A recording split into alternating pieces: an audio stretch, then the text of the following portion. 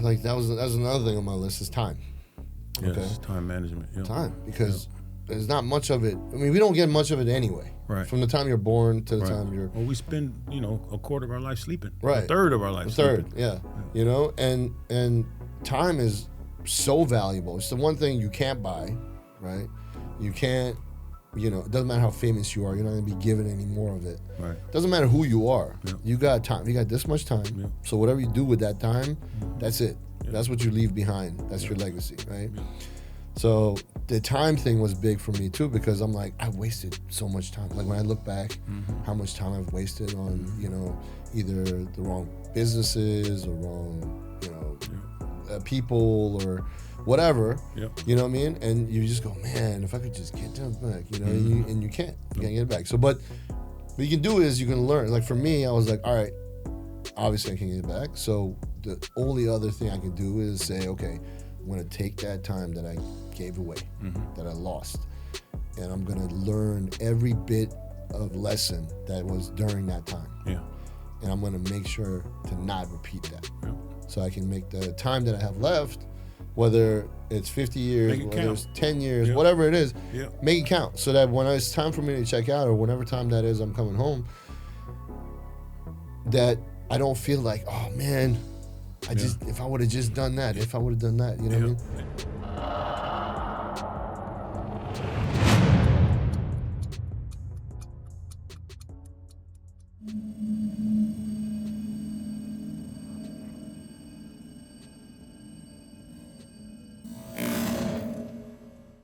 Holy sh! Yes, sir. Back. I at can't it. even believe, like, how many? April was the last one? April 13th. Holy sh! We missed y'all, for real.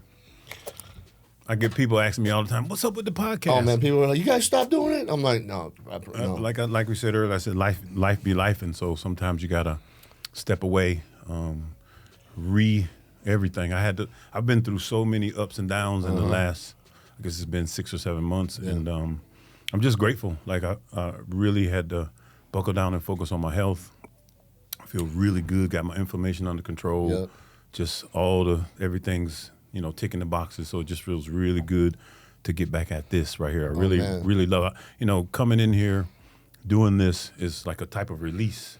You know what I'm saying? So it's very therapeutic. We say that all the time. Yeah, man. yeah. So we say it's therapy all the time. yeah, so we're glad to be back. I know. I was just telling Chase. I was like, this is the launching edition Yes. episode right here. Well, as you know, and I know that 2026 is the year of the That's horse. the year, bro. And you're born August 27th. I'm born August 30th.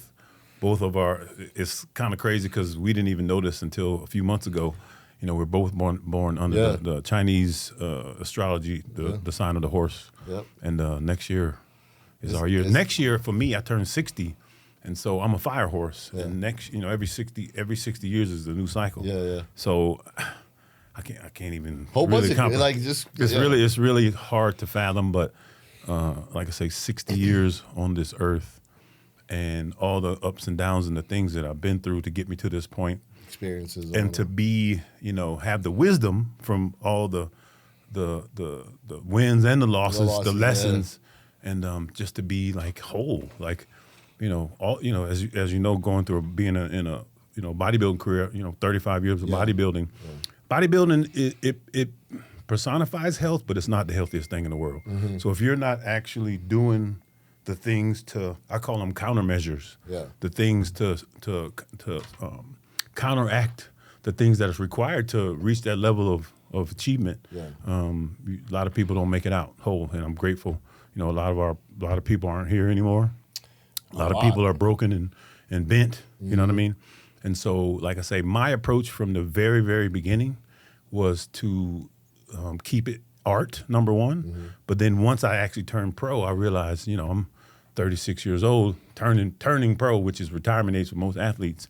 And so focusing on my health and being healthy was definitely my priority. And to be able to experience all the things with all relationships with the doctors and the clinics and all the coaches and whatnot. And so to learn all that and stuff, and now being able to represent that and then also help other people with our coaching business. Yeah, the coaching thing is going to be big, man, because, when you have so many people come to you and say, hey, man, I'm doing this. What do you think about it? Right.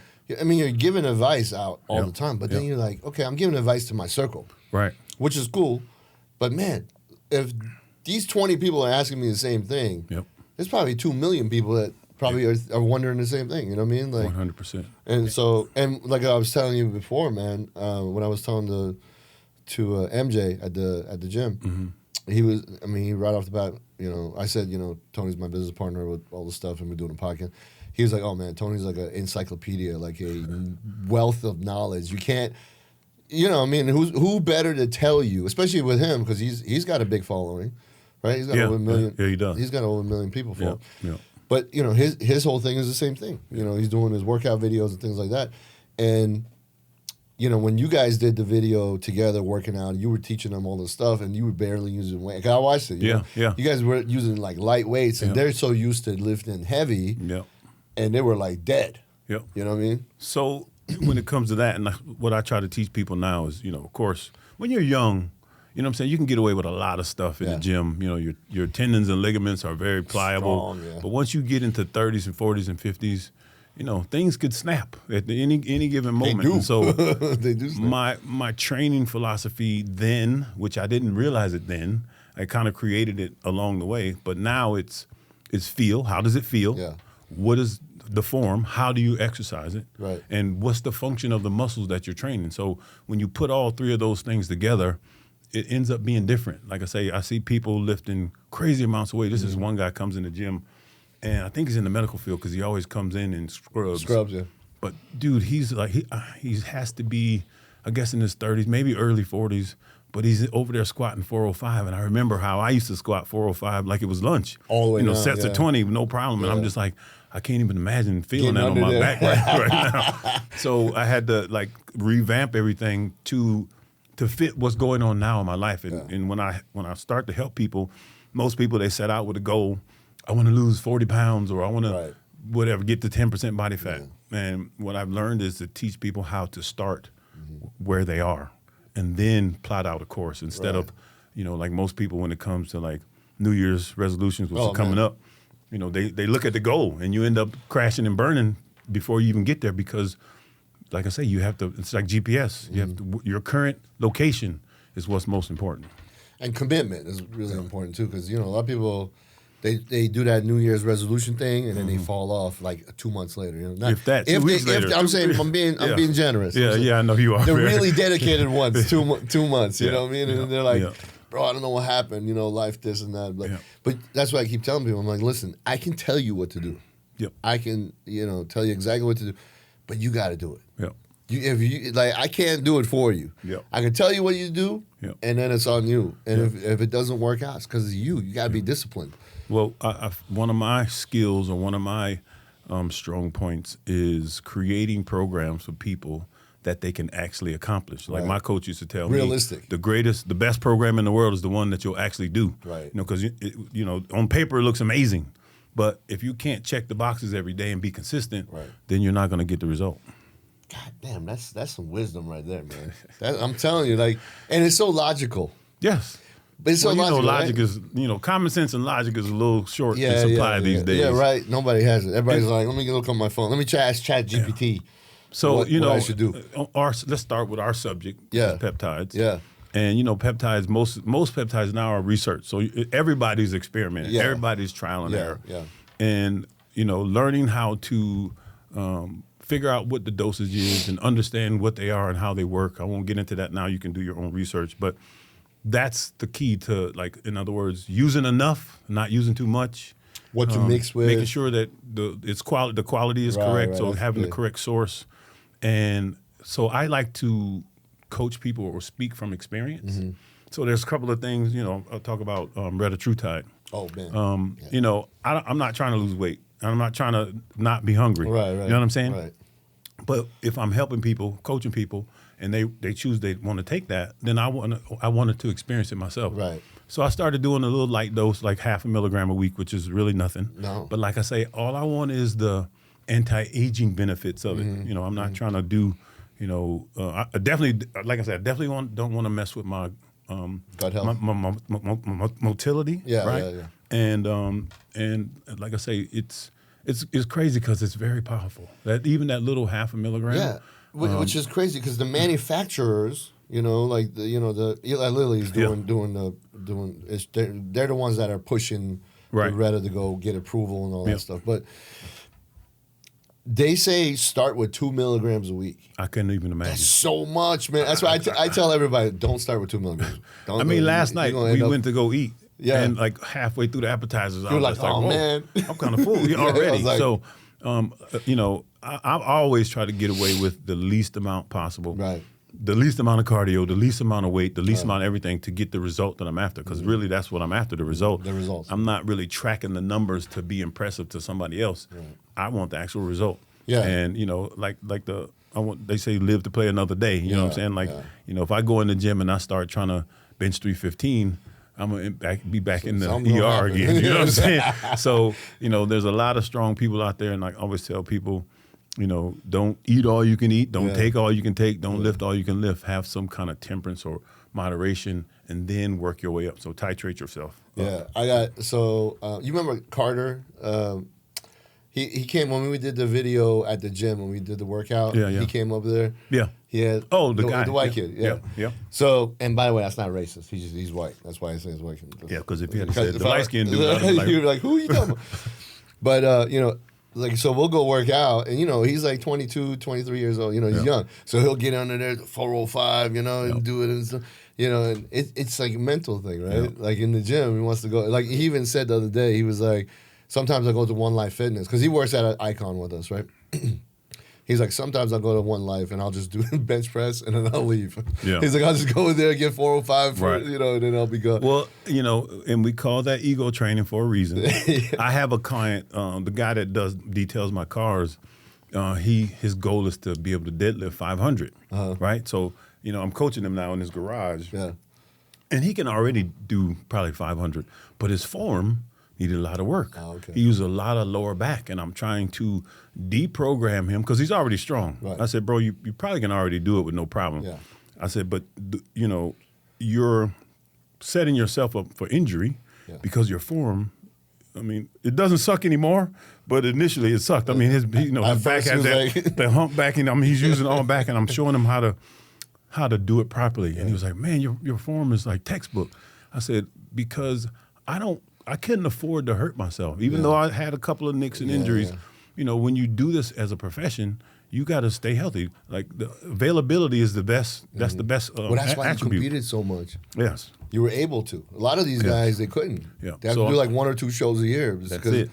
And I'm teaching him how to deadlift with his legs properly first. And I'm like, as you start to stand up, then you can kick in the lower body. But your glutes and your glutes and your quads have to do most of that the first few inches off the ground. If you're not utilizing that and you're using all back, you're setting yourself up for failure. His mom can't even watch him train. I spoke with her the other night, and she was just like, I just can't watch it. I can't watch it. Because she knows, one wrong move, but you could, 500 pounds, one wrong move. That's it. And like I say, he's manhandling weights, and I have to tell these young bucks, there's only one element that can overcome or outdo these weights, and that's water. Yeah. A bucket of water is about the only thing that can hurt that iron. So if you're in the gym thinking that you're going to dominate some steel, you got another thing coming. You bet. You're going to learn the hard way. Yeah. Does Nico, does he lift heavy or he doesn't?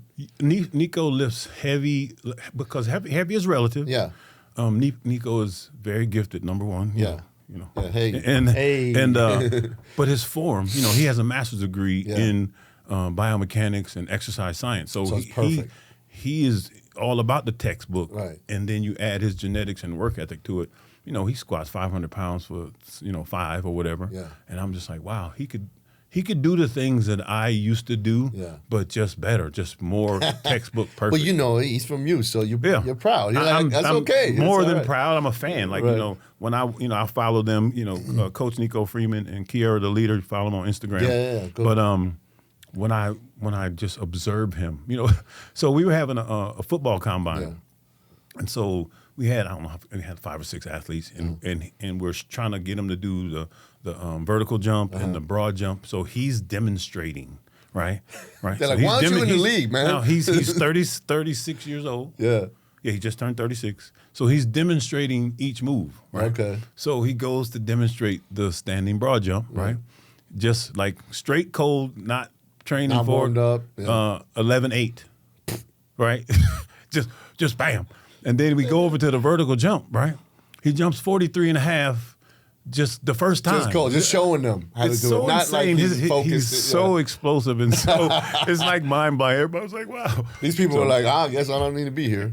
My thing keeps dinging. It's all right. See, it's That is so. Maybe when I close it back, it What is goes it? back on. might have to give it a chase so you can hack into your phone. It's real all quick. good. I think I got it.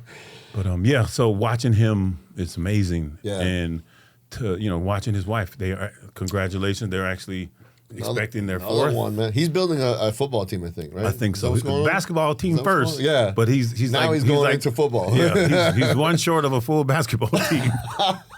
And they're hoping for a girl, but just knowing our genetics is probably going to be another boy. Oh, man. Yeah. Tell him to do a little test. It'll turn into a girl. Well, it's probably too late now. But that's what I was watching on YouTube this morning, and that's what Palumbo was talking about. Oh, it's Ronnie Coleman. Ronnie has 8 girls. Yeah, because Ronnie was running 15 grams of testosterone a week. So his male sperm was petered out, but the female one's made it, I guess. Yeah. That's and I've read that. There's actually studies on that men that have a lot of testosterone usually have girls. Wow, which is crazy. Which makes sense because a lot of bodybuilders. How many bodybuilders have girls? A lot of them. A lot, right? Yeah. That's like a real thing. Wow. It's biology, man. Yeah. Biology. Well, no, I mean that's amazing. Congrats to him. And man, when I look at their family, I mean, you're like, what better example can you show people? Like, hey, you want to have a family? Here you go. That's what it looks like. When they first got together, and they consummated and they became a couple. Yeah. She, Kiara, I love her to death. She immediately multiplied him. You know what I'm saying? And like the first commandment, people focus on the 10 commandments, but the first commandment is be fruitful and multiply. Yeah. That's the first thing God told Adam and Eve to do, is be fruitful and multiply. When you find the right partner, and coming up in the church, they just talk about being equally yoked or unequally yoked, and I never really knew what that meant. Like, what does that mean? It's so many things involved in that, but like I say, they complement each other so well. They're both athletes. They're both students of the game. They're both, good looking marketing wise and all that type of stuff. Yeah. So it's just a really amazing thing to watch. Well, I can tell you, she coming into his life, like you said, I mean, his purpose was multiplied. Yeah, exactly. Only because of her presence. Yeah. Which is crazy, Yeah. man. Yeah. That's what we talk about. I'm like, listen, if you're gonna be with somebody, find somebody who's gonna multiply your purpose. Yeah. You know Exactly. I mean? And do the same for that other person. You know what I mean? Like, that's how it's supposed to go. And you could just tell. That's what I'm saying. As an example, that's what happened. They got locked in, and then they were like, all right, I got your back. Yeah. I'm gonna be your best spotter. And So my grandbabies, they were born. All were born in the living room, natural birth. Right. And it's so amazing to see how smart is really not the word. Intelligent is more. You know what I'm saying? Like Titan, the oldest one, even from 2 or 3 years old, he was.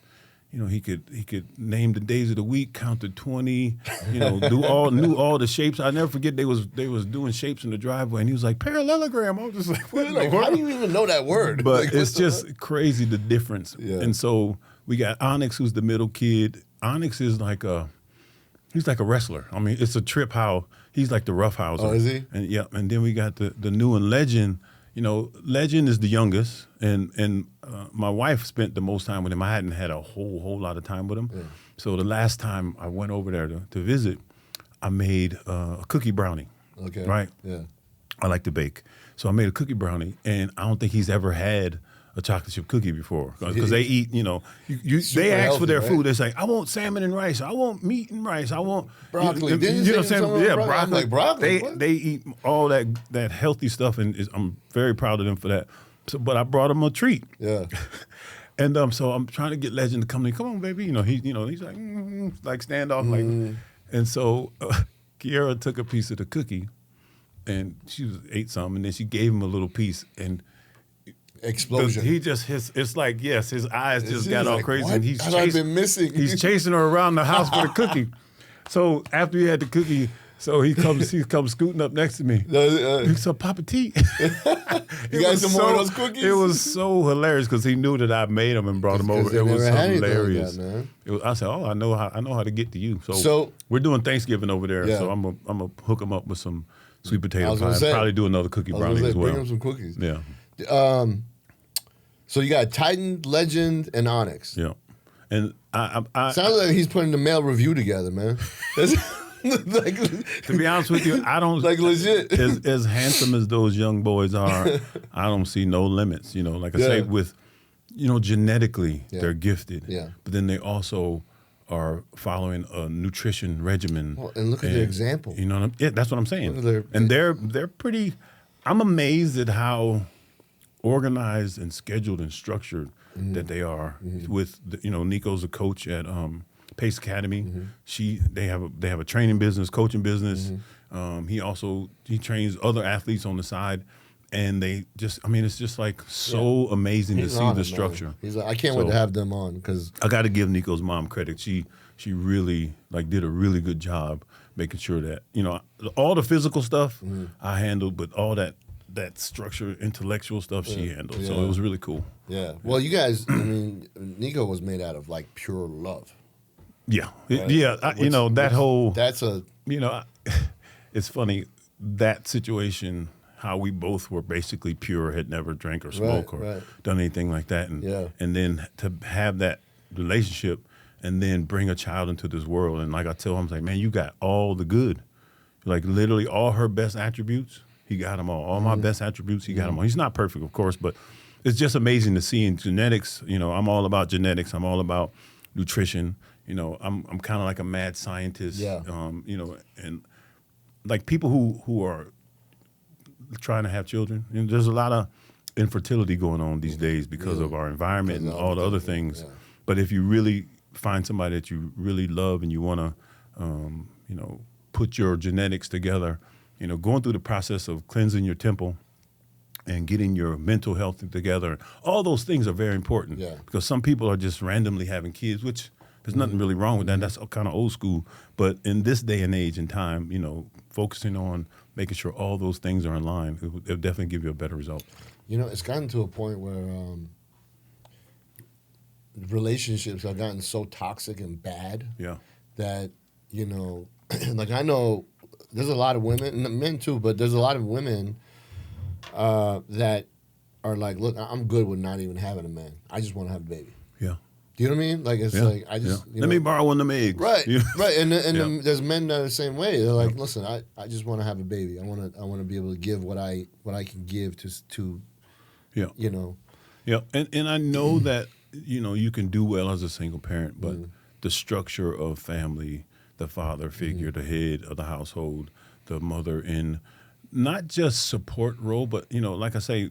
Like they always say, behind every successful man is a strong woman who keeps that man. Like I say, Kelly was like I say, I'll tell people all the time. She was my governor. She kept me grounded.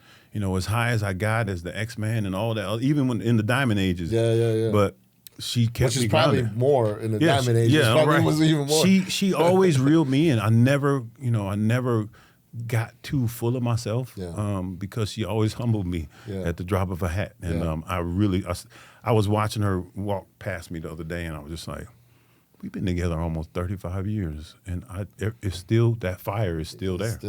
All the stuff that we've been through, all the stuff I've taken her through, it's still there. And it feels so good to be able to say that and be for real about it and it be true. You know what I'm saying? Yeah. So you actually feel it. It's not just words. The intimacy, everything, just like. Because you've been with somebody for that long, you kind of get you get complacent. I don't want to say you get tired of it, but you get complacent, and you take it for granted. But it's still fresh. It trips me out a little bit because, like I say, when I hear and I see there's a lot of toxic stuff out there. What women's expect from men and vice versa, it's not realistic these days. Crazy. And so to just have somebody that you can really. Love, cherish, provide for, protect, and all that stuff, and then get the reciprocation from them. Yeah, I mean, I've noticed how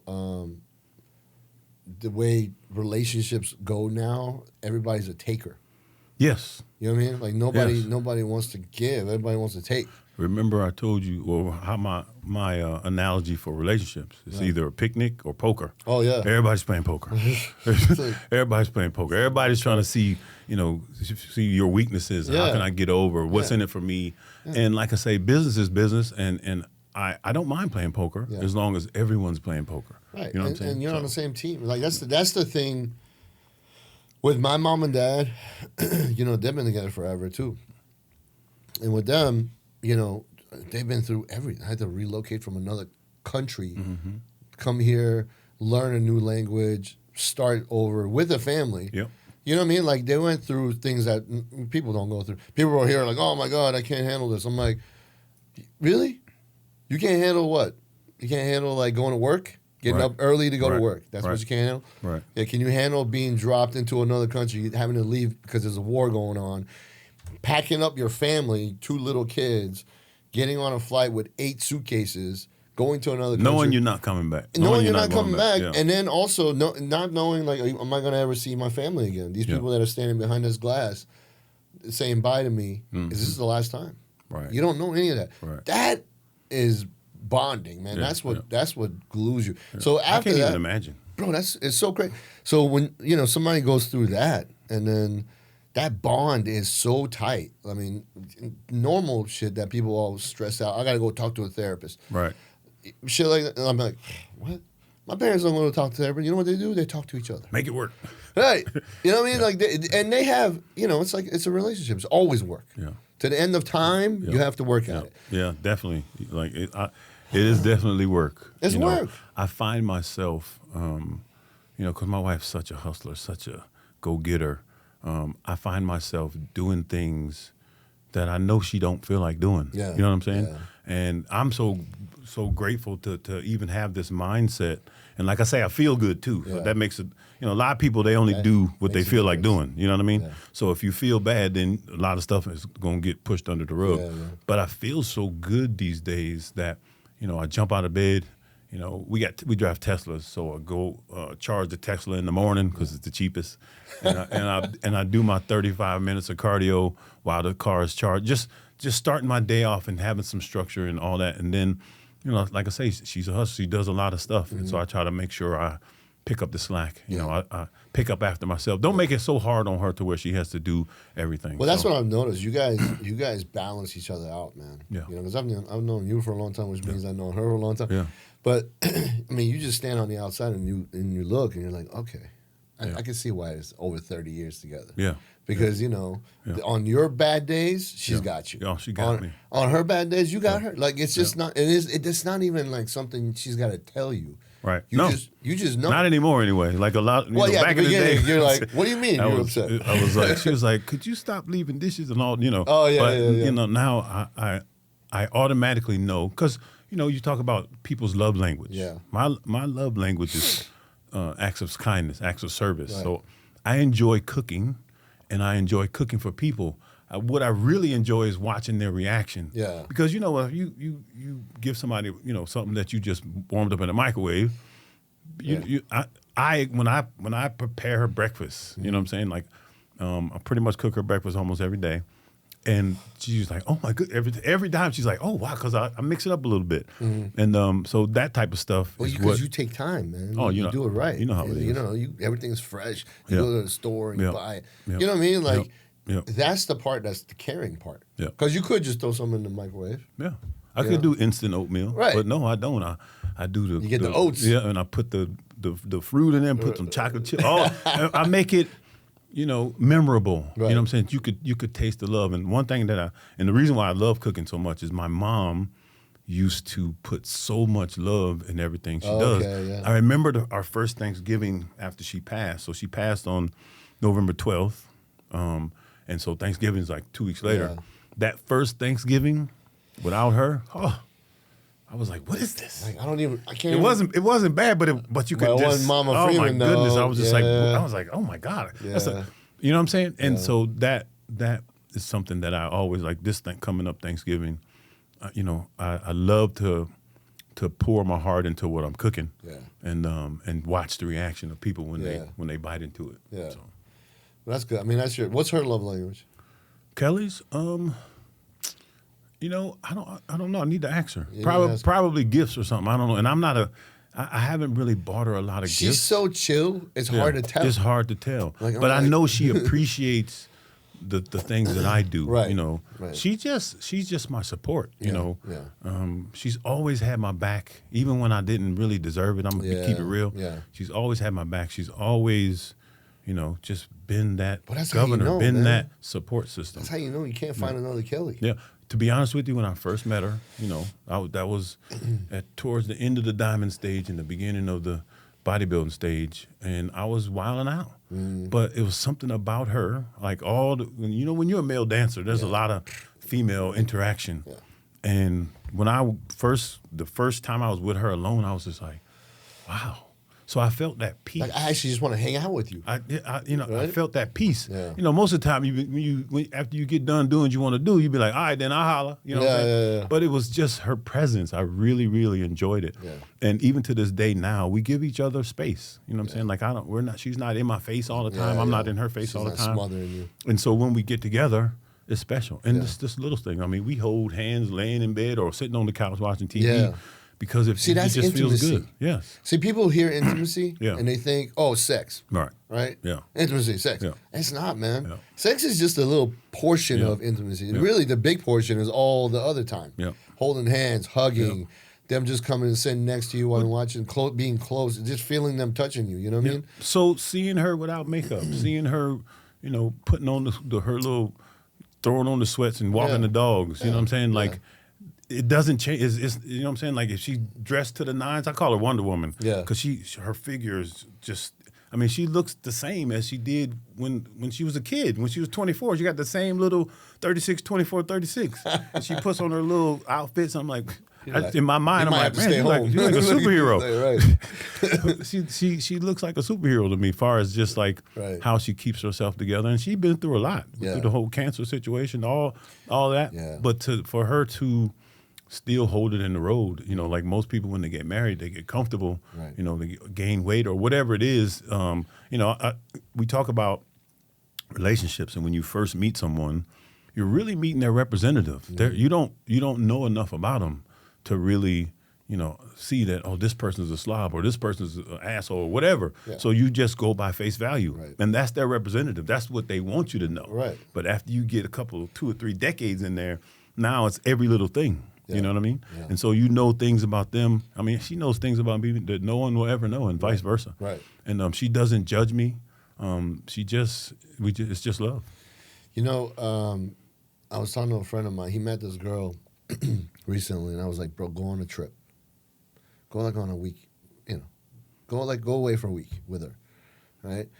And I was like, just pay attention to how things change day by day. Every 24 hours that goes by, a little bit more is revealed. And by the end of the week, you'll know, like, oh, yeah, this is good, or no, this is like red flags for a week, you know? Because, you know, like you said, you go on a first date, everybody's on their best behavior. Everything is perfect, right?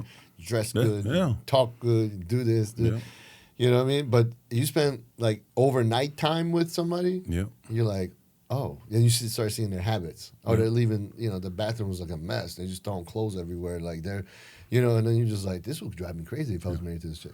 I mean, now it's like if you take a chick to Cheesecake Factory, that's a rip. You know what I'm saying? You're broke? Yeah. You're broke. So I watch those videos about people who, you know, that type of stuff and what is expected, like off the rip. Yeah. You know, women want a finished product, and I'm just like, that ain't even how it goes. Like, you know, you don't necessarily marry on potential, but you got to give people grace, and you got to like, especially if you're gonna be with them for a long time. Yeah. You know, I love the fact that she helped build me. Yeah. You know what I'm saying? She helped the support. She got my back. She kept me from slipping. She kept me from falling. She kept me grounded.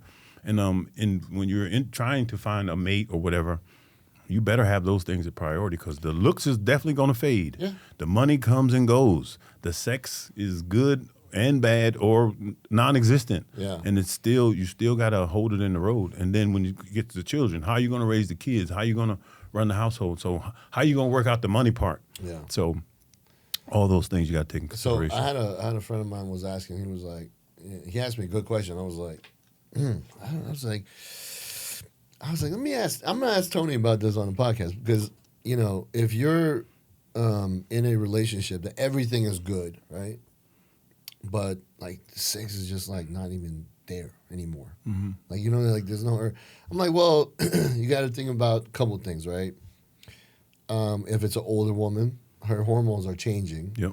So sometimes it goes this way, sometimes it goes the other way. Yep. She won't. Sometimes you gotta have much. you gotta have a rolled up newspaper sitting next to you, so you can fend her off. You know what I mean? Like it's, and if I told him, I was like, she should do her blood work, get her blood work done, see what's going on with her hormones, because it could be that, right?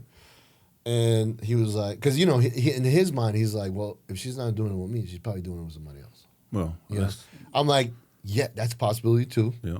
I got a PI I can give you if you want to. Right. If you want to make sure that's not going on. I don't think the lady, I've met her before. She doesn't seem like the type, but that doesn't really mean anything these days. Right. You know what I mean? Yeah. Because I've only seen her when they're together. I don't know.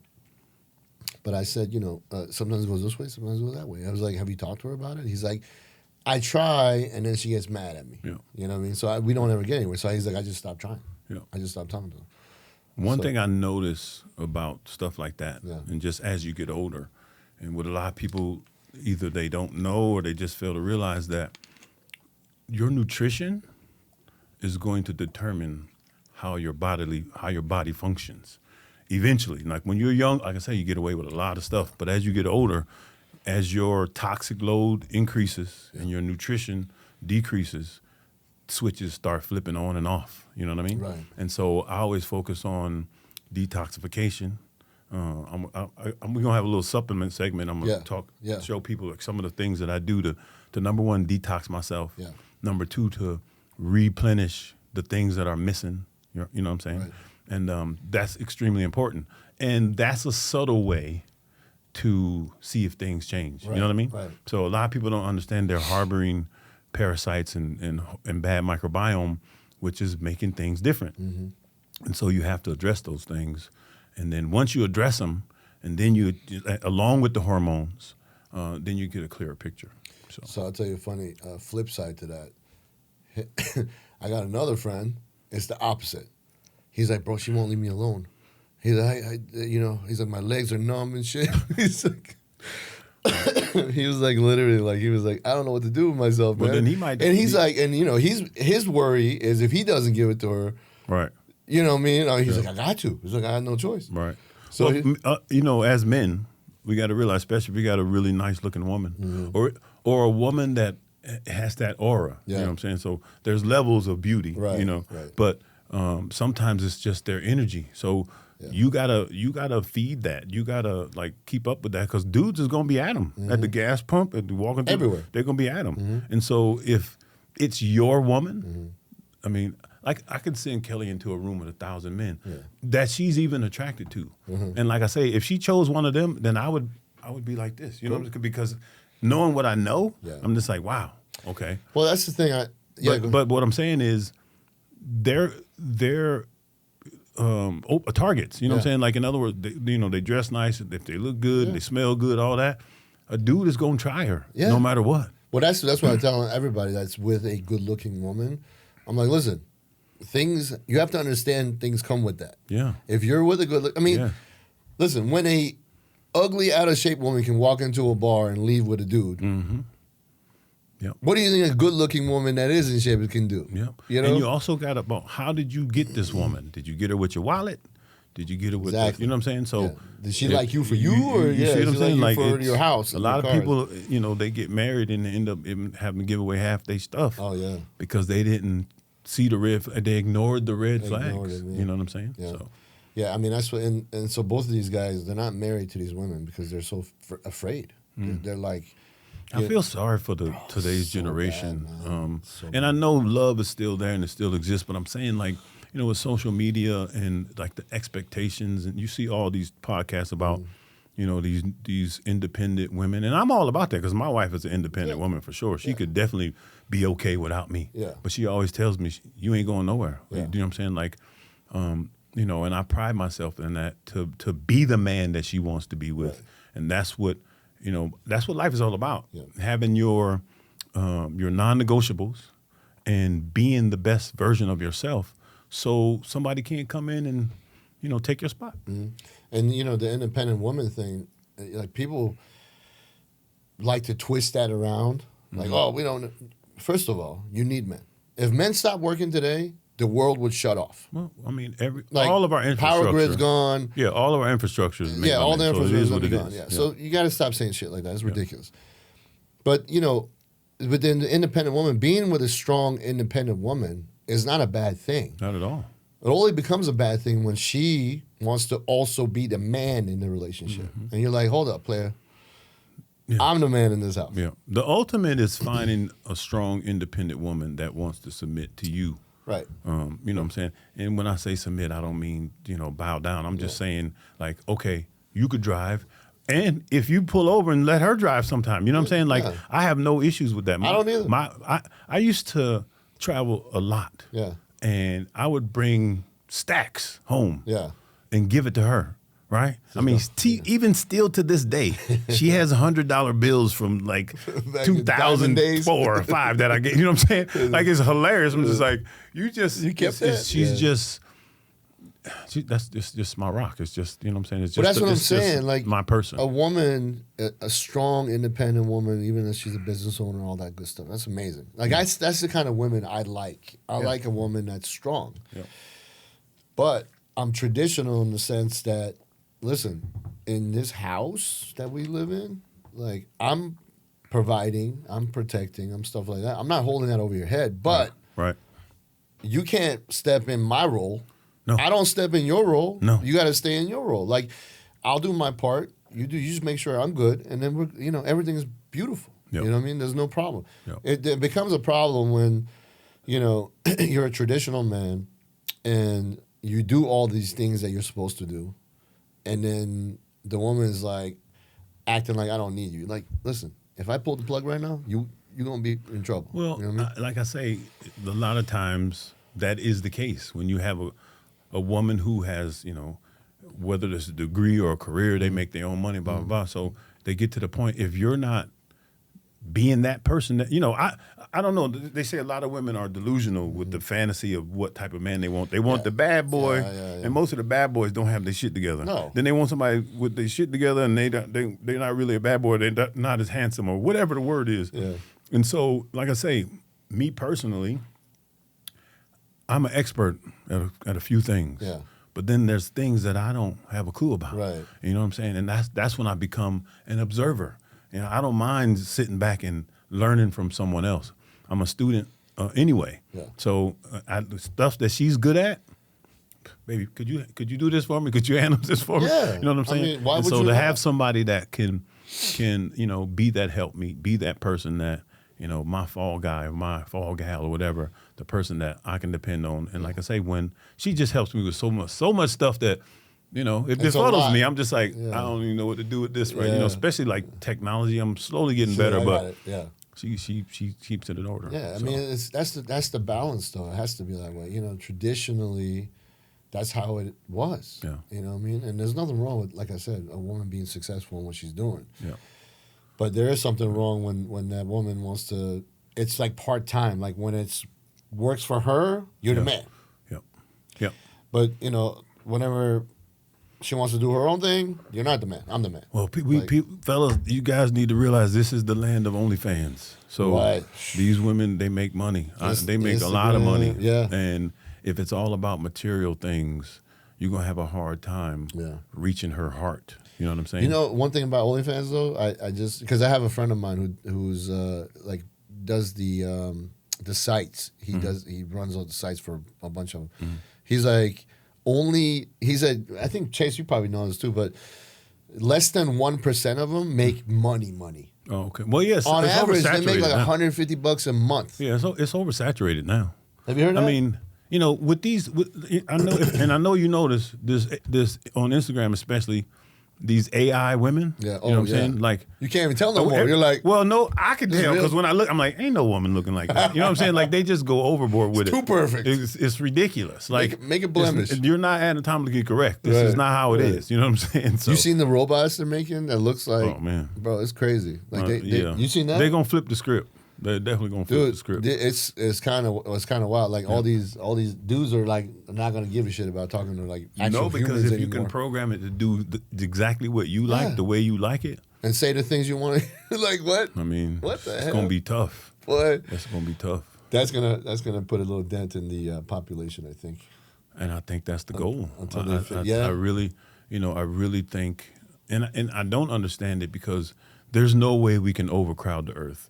No. We're not going to run out of resources. People, I believe in the Creator. And so I know the Creator provided everything that we need. Now, because of greed and overconsumption and environmental catastrophes and stuff like that, you have plenty over here and then not so much over here. But that's because it's being controlled and manipulated. Yeah. You know what I mean? Yeah. And they're not allowing or they're suppressing the knowledge and wisdom of how to grow your own food.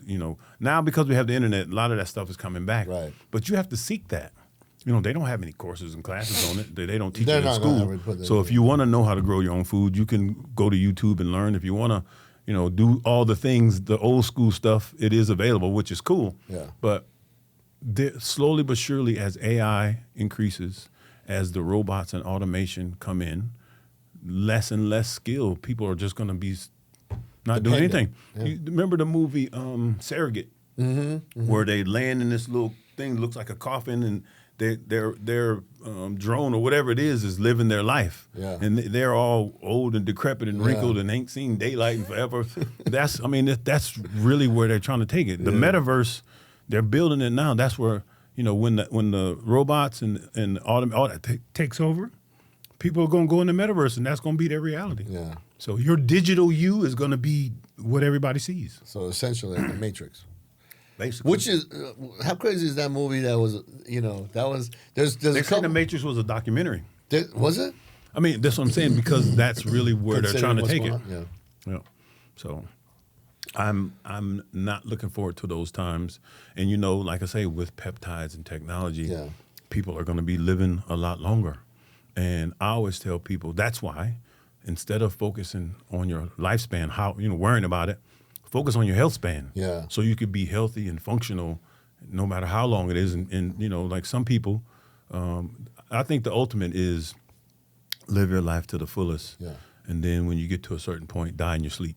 And that's so ultimate. Crazy you said that, because I know I've talked about this before, but that was my grandfather.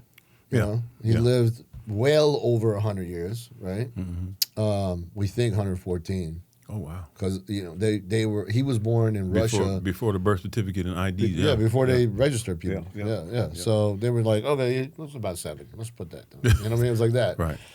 And when he passed away in his sleep. He didn't have any ailments. He didn't have any health issues. He was working out. No meds and none of that. Bro, no meds. Man, that's amazing. He was working out the day before. He worked out every day, Tony. Every single day. Even if it was raining, he would put on his poncho. He was like, all right, I'll be back. He would go do his walk, come back. He would do his exercises. He always told me, he was like, look, you got to live like this, okay? You eat raw vegetables every day. You eat raw fruit every day. He's like, you drink a lot of water. You exercise every day no matter what. Something. Non-negotiable. Non-negotiables, right? Yeah. And he said, always drink your vodka. Yeah. That was his thing. It's crazy how they have certain things like that. I mean, it was just like, listen, man, when I was young, if I had a cough, he'd go make me a hot toddy. Yeah. Yeah. Like a Russian version. Yeah. Okay, I'm good. I'm good. Yeah.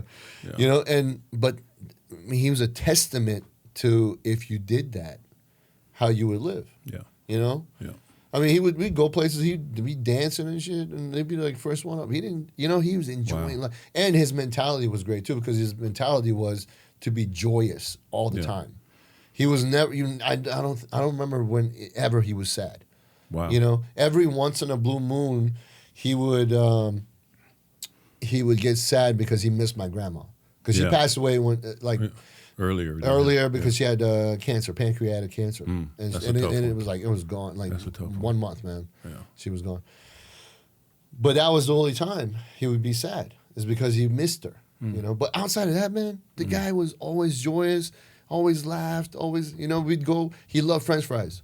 So we'd go, I would take him plate, we'd sit and I'd just give him a big ass plate of French fries. And let me tell you how he was. You remember how they would bring like a big plate of fries and they would have like garnish? It would be like kale or something like He would eat the kale too. There you go. He's like, why would you not eat it? It's kale. Right, that's like, right. Yeah. It's not for decoration. Right. He's like. That reminds me of when I was growing up, like the first, I'll say from 4 to 7 or 7, I think. Yeah. My mom had me when she was 16. And so they were kids. Right. And so I would stay with my grandmother a lot, but my grandmother had some friends. His name was Elder Walker, but I'm a kid. I call him Alla Walker. Alla Walker. And he used to take us fishing, right? So back then, this is like before motorboats. This is when rowboats. I'm just aging myself. But anyway, we would go fishing on the weekends or whatever day it was, and he had a 15-foot John boat, a big station wagon, right? So I'm 4 or 5 years old. And I remember the first time I went, I was like 3, but I'm watching him from 3 to 5 years old. He would take that John boat and put it on top of the car, tie the boat onto the car, put all the fish, all the stuff in the car, drive 2 hours to the lake, take the boat off, put it in the water, carry all the stuff down to the boat, row us around the lake for 6-7 hours, catch all the fish, bring it back, put all the stuff back in the car, put the boat back on the car, drive all the way home, clean all the fish, cook all the fish, serve us all. It was insane. And still have a good attitude. Doing had the an whole amazing. That still to this day, it just blows my mind how. Number one, he was 66 years old. Yeah. At the time. Yeah. Doing all of this, so I'm just like, wow. So that really molded me. Yeah. To be a hard worker and all that type of stuff, and like now I'm getting up to be 60. Yeah. And I'm just like, wow, I'm about to be Alla Walker's age. You know what I'm I saying? get that boat on top of the station wagon. Well, what I'm saying is just being physically able to do that type of stuff. I guess back then they had no choice. Now they have. But it wasn't even a thing back then, right? It was just like it's what you do.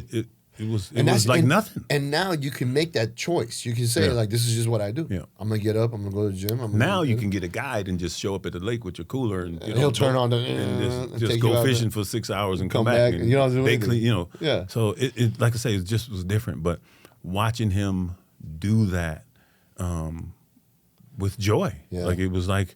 Dude, people don't even want to walk to their mailbox. I understand. They just drive up to it.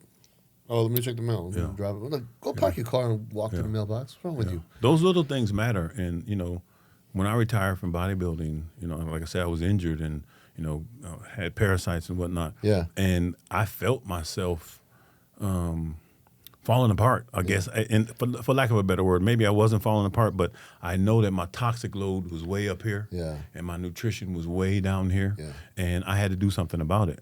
And like I say, now at 59, I was looking at my video the other day when I turned 50.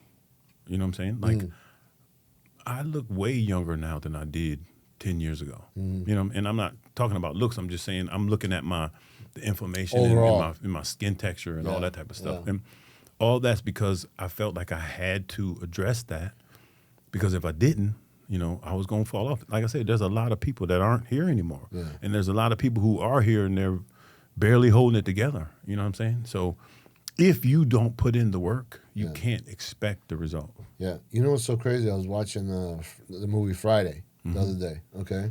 Wow. And you're watching that, and a bunch of those dudes are not here anymore. No, I know. Bernie Mac's gone. Yeah. Toney. Yeah. He's gone. Michael Clark Duncan. Yeah. He's gone. Yeah. Like, what I mean? Like, all these people are gone, man. Yeah, bro. And how old is Friday? Is it 30 years 90? old? It was 97? Came out? It definitely 96? was that time. I was in high remember school, every man. Friday we used to watch Friday. Literally, I know we wore that What a great VCR movie, tape. That's a By the way, Ice Cube looks exactly the same. Yeah, Ice Cube, he's holding it in the road. He definitely was doing something different than the rest of them. I mean, legit, For he sure. looks exactly the same. You're like, sure. hey, man, Ice-T holding it in the room. Yeah, too. Ice-T. Yeah.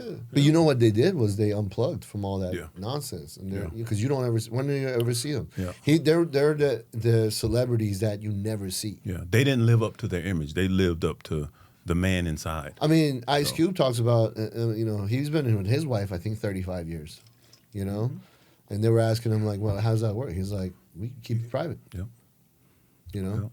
We keep it private. Well, like I say, back then, I think people did it more for love and procreation and all that type of stuff. Family. Like women now can go, and they've been doing it for years, but they can go, to a sperm donor or whatever. So it's how I think the example that you had as a kid. You know what I'm saying? Like I have my parents' prom picture. Mm-hmm. I was 5 years old when they went to the prom. I remember. I thought they was going to get married, but it was the prom.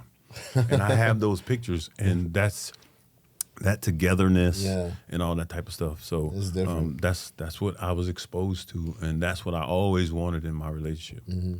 Yeah, I mean, that's what everybody wants, man. But, so I was like last night after we had dinner, man, I went and I was. By the way, yeah, that was amazing. Well, that amazing. And, we were able to bring Antonio, my son, with us. And, I think at first he was like, I don't really feel like, you know what I'm saying? I'm like, boy, you need to come. I said, well, I didn't have to do that. Right. I was like, I ain't going to force you to go. I said, but if you want to experience some positivity and someone who actually is outside of me, who wants to see you do good and be successful, I said, come hang out with me and my boy Podge. And he was so grateful and happy. So great. No, I'm glad we got to, surprise him with the candle and all that stuff. Yeah. We got a good video. Yeah, because he didn't get to celebrate his birthday, so it's he didn't? really cool. Oh, that's right. No. Yeah. So. Well, I'm glad we were the ones that did it with him. Yeah. But I was brainstorming last night, so I was like, we've been gone for so long, since the last episode. Yeah. So much has happened. Yeah. So I'm like, okay, where do we start, man? Like, what do we, you know what I mean? There's so much to talk about. I don't want to go negative, but we got to talk about Charlie Kirk. I was just thinking that before you even said it. Yeah, I don't want to go negative, but you got to talk about the guy because... so like even when we do this podcast, we have the long version and then we have the shorts and reels. Yeah. Most people, they base their opinion on shorts and reels. Right. And so if you watch some of the things that he said without the context, you can interpret it any way you want. But if you go back and watch the whole thing, he explained and all the things that were said to lead up to that statement that they captured and clipped because now everything's about clicks and views. So they're gonna make it juicy, the thumbnails, all that type of stuff. People to get engaged. And so if you base your opinion on that, then you could be manipulated any way they want. Yeah. So that's me personally, whenever I've seen him, I heard what he said, but I also listened to other stuff. And to be honest with you, if you're really a certain way, you can only hide it to a certain level. I have discernment, you know what I mean? And so most people are pretending, they're pretending to be racist. They're pretending to be rich. They're pretending to, you know what I'm saying? Yeah. And because they don't really have the real experience. And like I say, if you're basing your opinion on reels and shorts, you're going to be easily manipulated. And so it's really sad that it came to that. And, there's still controversy to say if he really got killed or not. So, you know what I'm saying? Like, that's the crazy thing about this world that we live in. Yeah. Everything's theater, from politics to sports. It's most of it's scripted because their agenda and what they want you to believe is how they're manipulating the crowd. Look at the stock market, the crypto situation. Everything's being manipulated. And if you're not grounded, certain things I just tune out because I can't really deal with it because my logic knows that it's bullshit. Yeah. So I don't even waste any energy looking into it. Put any time into that, yeah. I know, and so I used to always watch his, shorts and reels and all that stuff. And occasionally I would watch like a debate, you know what I mean? But the guy knew what he was talking about. Yeah. Like he had, like when he debated, he would point why he's saying this. Yeah. Like it's this. And he would always say, fact check me, fact check me. Yeah. I don't think he was racist, personally, no. because I never saw anything racist from him. It would not have served him. When you're in the public eye like that, unless you just want to be all the way to the left, you know what I'm saying, or all the way to the right. I mean, a lot of things in life, because there's two sides to every coin. So in other words, the Dems may be right on certain things, the Republicans may be right on certain things. Nobody's right on everything. No. And like I say, it's all being manipulated anyway. Yeah. So. Yeah, that's why, I mean, people, I'm sure you get this too, but people ask me, are you Democrat or you Republican? I'm like, I'm not. I'm down the middle. Yeah. Some things. Sense and logic, bro. If it don't make sense and it's not based on logic, I just disregard it. Yeah. You know what I'm saying? There's so many things. If you are, I'm a history buff. Yeah. Right? And all the things that they've ever shown us, whether it be on television usually, right. If you go back and look, because 20 years later, the truth comes out. Most people don't care, and they never go back and see what the facts really were. You find out that, oh, that was a lie. That was a lie. You know what I'm saying? It's all lies. It's all manipulation. Yeah. So, like this, like the whole hate situation, people hating. I'm like, when I wake up in the morning, I'm not thinking, who can I go up today? You know what I'm saying? Like, who can I talk some shit about? You know what I mean? So I just think that people are allowing themselves to be manipulated because they don't verify. They don't do any research, and they don't it's verify. Enough, and it's enough for them. Yeah. I see this short. He says this. Okay, like the stuff that they taught us in school. I'm talking about the old education system, old public education system. 95% of that stuff is garbage. Yeah. You know what I'm saying? It's just no use for us today. You're not going to make it through life. They didn't teach us about credit. They didn't teach us about things that really matter. And so it was just to create worker bees, to create people who weren't going to question, who weren't going to be free thinkers, who weren't going to create anything. They're I got to go, I got to get good grades and go to, you know what I'm saying? Like everybody fell into that line. Yeah. Now, like I said, they got content create. Now people are creating things. Yeah. And that's why so many people are successful with this internet thing, because they're creating. All the creators are making money. Right. So. Well, with him. And then you have the influencers who are pushing the agenda. And so they're getting paid to push the bullshit. Right. So. Well, when it comes to him, man, I mean, regardless of what his views were, what he said, or any of that stuff, you can't be happy that a man gets killed like that. He's got 2 little kids. He's got a wife. He's Christian, all that stuff. You can't, celebrating something like that just says everything to me about that person. That you're even happy that group of people, because it wasn't just a few individuals. It was a whole genre of people. On TMZ got a whole bunch of shit because they were, TMZ's live all the time, right? So they were live doing something. And when he got shot and then they announced that he was actually passed, there were people cheering in the back. That's crazy. Cheering and happy and stuff. So TMZ, bro, it was bad. Wow. So Patrick Bet-David, put them on blast and was like, you guys need to fire all those people. You need to clean house and you need to own what happened. Right. Because what they did was right away they made a video saying that they were watching a car chase and the police caught the dude. That's why they were cheering, which is nonsense, because if you look at the time frame, so this is funny. This is what Patrick did. So if you look at the time frame of the car chase and when they cheered, the car was just turning. There was nobody getting caught. Nothing happened. It was literally just making a right turn. When I see, because now you can see anything on the internet. Yeah. When I see anybody get shot, even the person that was in the wrong. Yeah. You know what I'm saying? Yeah, I still feel bad that it came to that. Yeah, you know what I'm saying? Yeah. I watch all this one guy I follow. All his whole thing is talking about people just blasting people. It's crazy. Yeah. But just to watch certain things, how people underestimate the next person. Right. I've seen this one guy pull a gun out and he pulled it out on the wrong person. The dude just took his gun and shot. It was crazy. Him, and I'm just like that. I try my best to even avoid confrontation like that. Like I say, just walk away. I'm focused on mine. You know what I'm saying? My family, my immediate family, and my distant family, the people I love and trust, and all that. Yeah. And I try to be neutral I try to give face value to the people that I don't know and come in contact with, because you don't know who you're talking to. Well, you never know who that person really is. Exactly, and that's the thing. There's people walking around that don't care about going to jail. They don't care about going back to prison or whatever. They'll take your life in 2 seconds. Well, mental health is something that's very serious. You know, you got a lot of people walking around depressed or whatever. And a lot of that is demons. Yeah. And when I say demons, I'm not talking about the exorcist. I'm talking about this bad microbiome, this negative energy, these parasites.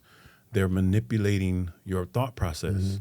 And like I say, if you live in a toxic environment, you know your home is toxic. You're eating, all the junk food and all that type of stuff. You're not drinking water. You're drinking, you know what I'm saying? All the time. Like all those things are going to affect the way you think and the way you act and the way you move. And then so if you run into somebody that's on the same trajectory as you, that could be catastrophic. You're going to collide. So yeah, man. I mean, that was super sad when I saw that, and I was really disappointed in humanity, man. Honestly, I was like, you guys are cheering that this guy got killed. Yeah, I mean, even if you didn't like him, whatever, you should be like, that's messed up. Yeah, when I see these things, and like I said, it's theater. I'm not saying that he didn't get shot for it. I'm saying they want you to see it so they can push the agenda, and that whole thing is everything's being manipulated. To have him sitting in, you know what I'm saying? Like whoever did that, it wasn't you got to know it just couldn't have been just some random kid. It's not that kid. I mean, I'm not saying it wasn't that kid. I'm just saying something else was attached to it. Listen, that's, like I said, we'll find out 10, 15 years from now what really, really happened. If you talk to any sniper, first of all, security detail wise, what the first thing the security detail does is they go and say, okay, if I wanted to take him out, where would I sit? And in every spot that's a possibility to use, they put somebody there. Okay. So this dude was on. It was like the other one with Trump. Yeah, the guy just walking around with a ladder. Puts like people like what? Yeah. What are you doing with a ladder here? Say that's the diversion. I think that type of stuff is what they show you immediately after. Well, so they can push you. That's in what that I'm direction. saying. That's what I'm saying. So if you talk to a sniper, they're like, that shot that he took. First of all, they say it came from behind him. Right. Now they're saying it came from behind him, not from the front. Yeah. At first they said it ricocheted off his collarbone and then came out his neck or something like that. But then they showed a drone because they can have the drone set up and they can take the shot with the drone now. So bro, I mean, that's what people really need to understand. Man. I'm like, that kid was not the kid, bro. That's beyond our understanding. There's levels to this, and they have technology. I mean, they could do it with frequency waves, just all kinds of ways now. Yeah. So well, I think it's really important. Like besides being healthy and working out and staying on top of all that stuff, I think men these days have to be capable of being in combat and knowing how to fire a weapon and knowing like you gotta like it's somebody who's never been in a fight. Yeah. You can tell right away. Like you watch these YouTube fights, you're like this kid's never thrown a punch in his life because he's he's swimming. So we haven't talked about a lot of things that have been going on. So the beginning of the month, I have dogs. I have a bully, a male bully. Yeah. I have a female Rottweiler. Yeah. And I have a female. She's mixed. She looks like a boxer pit bull mix. I don't even know what she is. Okay. I love her to death though. Right. She's become my favorite because she's such a dog. So anyway, my son, he stays at home, but he stays at his girlfriend's house a lot. So he comes and goes. And so one day he was in the room, and him and my wife were in the room talking, and his dog, which is the mixed one, was in there. And so my wife called me into the room, and I come in the room, right?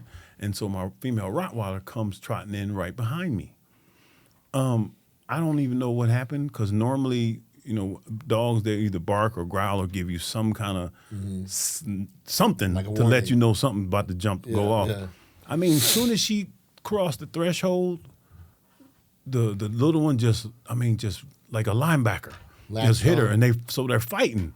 And this is the second fight. So the first fight, I wasn't home. Yeah. So my wife and my nephew my godson was in the house, and they was trying to break him up, and they was telling me the story.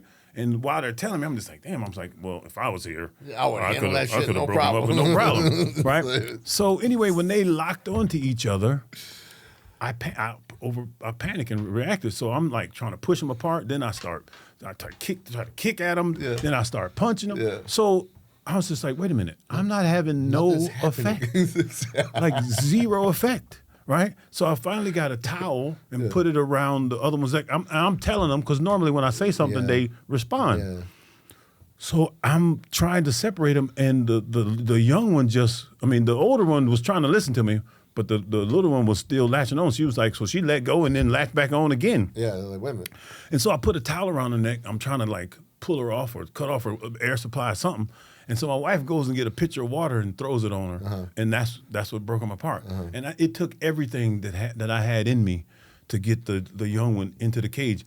I mean, it was so crazy because after about the third punch, you're like, I was like, this feels like I'm hitting a brick wall. Like she broke down. You could feel her whole body flex, and she did one of those numbers. I was just like, oh shit. Like, so anyway, this ain't gonna work. After the whole, I got bit on the finger. My whole finger was wide open, and it's closed now. And my hand was all swollen, like I had been boxing because you were punching her. Yeah. And so after that, I was just like, damn, I might need to go take some jiu-jitsu or something. Shit, I'm like, it's been so long since I had to throw blows. Bro, I'm telling you, I'm just like, oh my goodness. So, I mean, I felt for like 3 days, I was like questioning myself. Yeah. I was like, I remember I called you. I said, well, I found out that I'm not a puncher. I'm a grappler. You're like, I'm a grappler. You know what I'm saying? Like, by nature. I'm just like, that was so crazy. And so, because the dogs are they're like lap dogs. Oh, yeah. They're so, I mean, I'll catch them over there licking on each other. I mean, they're so loving. I don't know. I think it was a territorial situation. Some set off, But it freaked me out, and it was very scary because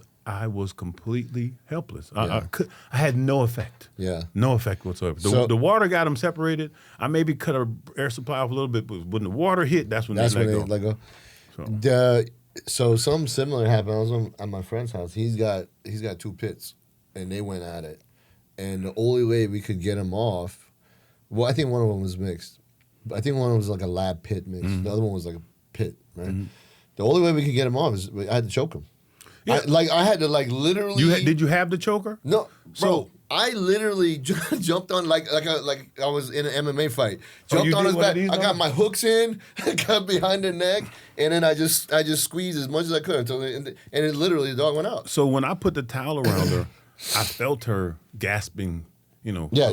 So it was like the water and that, I think. Yeah. But it's that instinct. That was so crazy, and that made me respect both of them. Because they're animals. And like I say, they're loving. They're lap dogs. They literally, she lays her head in my lap, and but when they go at it, you ain't nothing you can do. That's the only thing. You can't hit them. Yeah.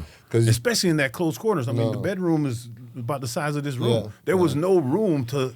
It was and my son was there. Yeah, because we were like he's like I was. We were like shouting at each other, and, bro. It was the most craziest thing ever, bro. It was the craziest. But that's what I'm saying. Like, so I went and sparred. Like a couple of days ago. And, all the guys I spar with are active fighters. You know what I mean? I can't spar with like somebody who's just trying to go in there for cardio kickboxing. Right. You know what I mean?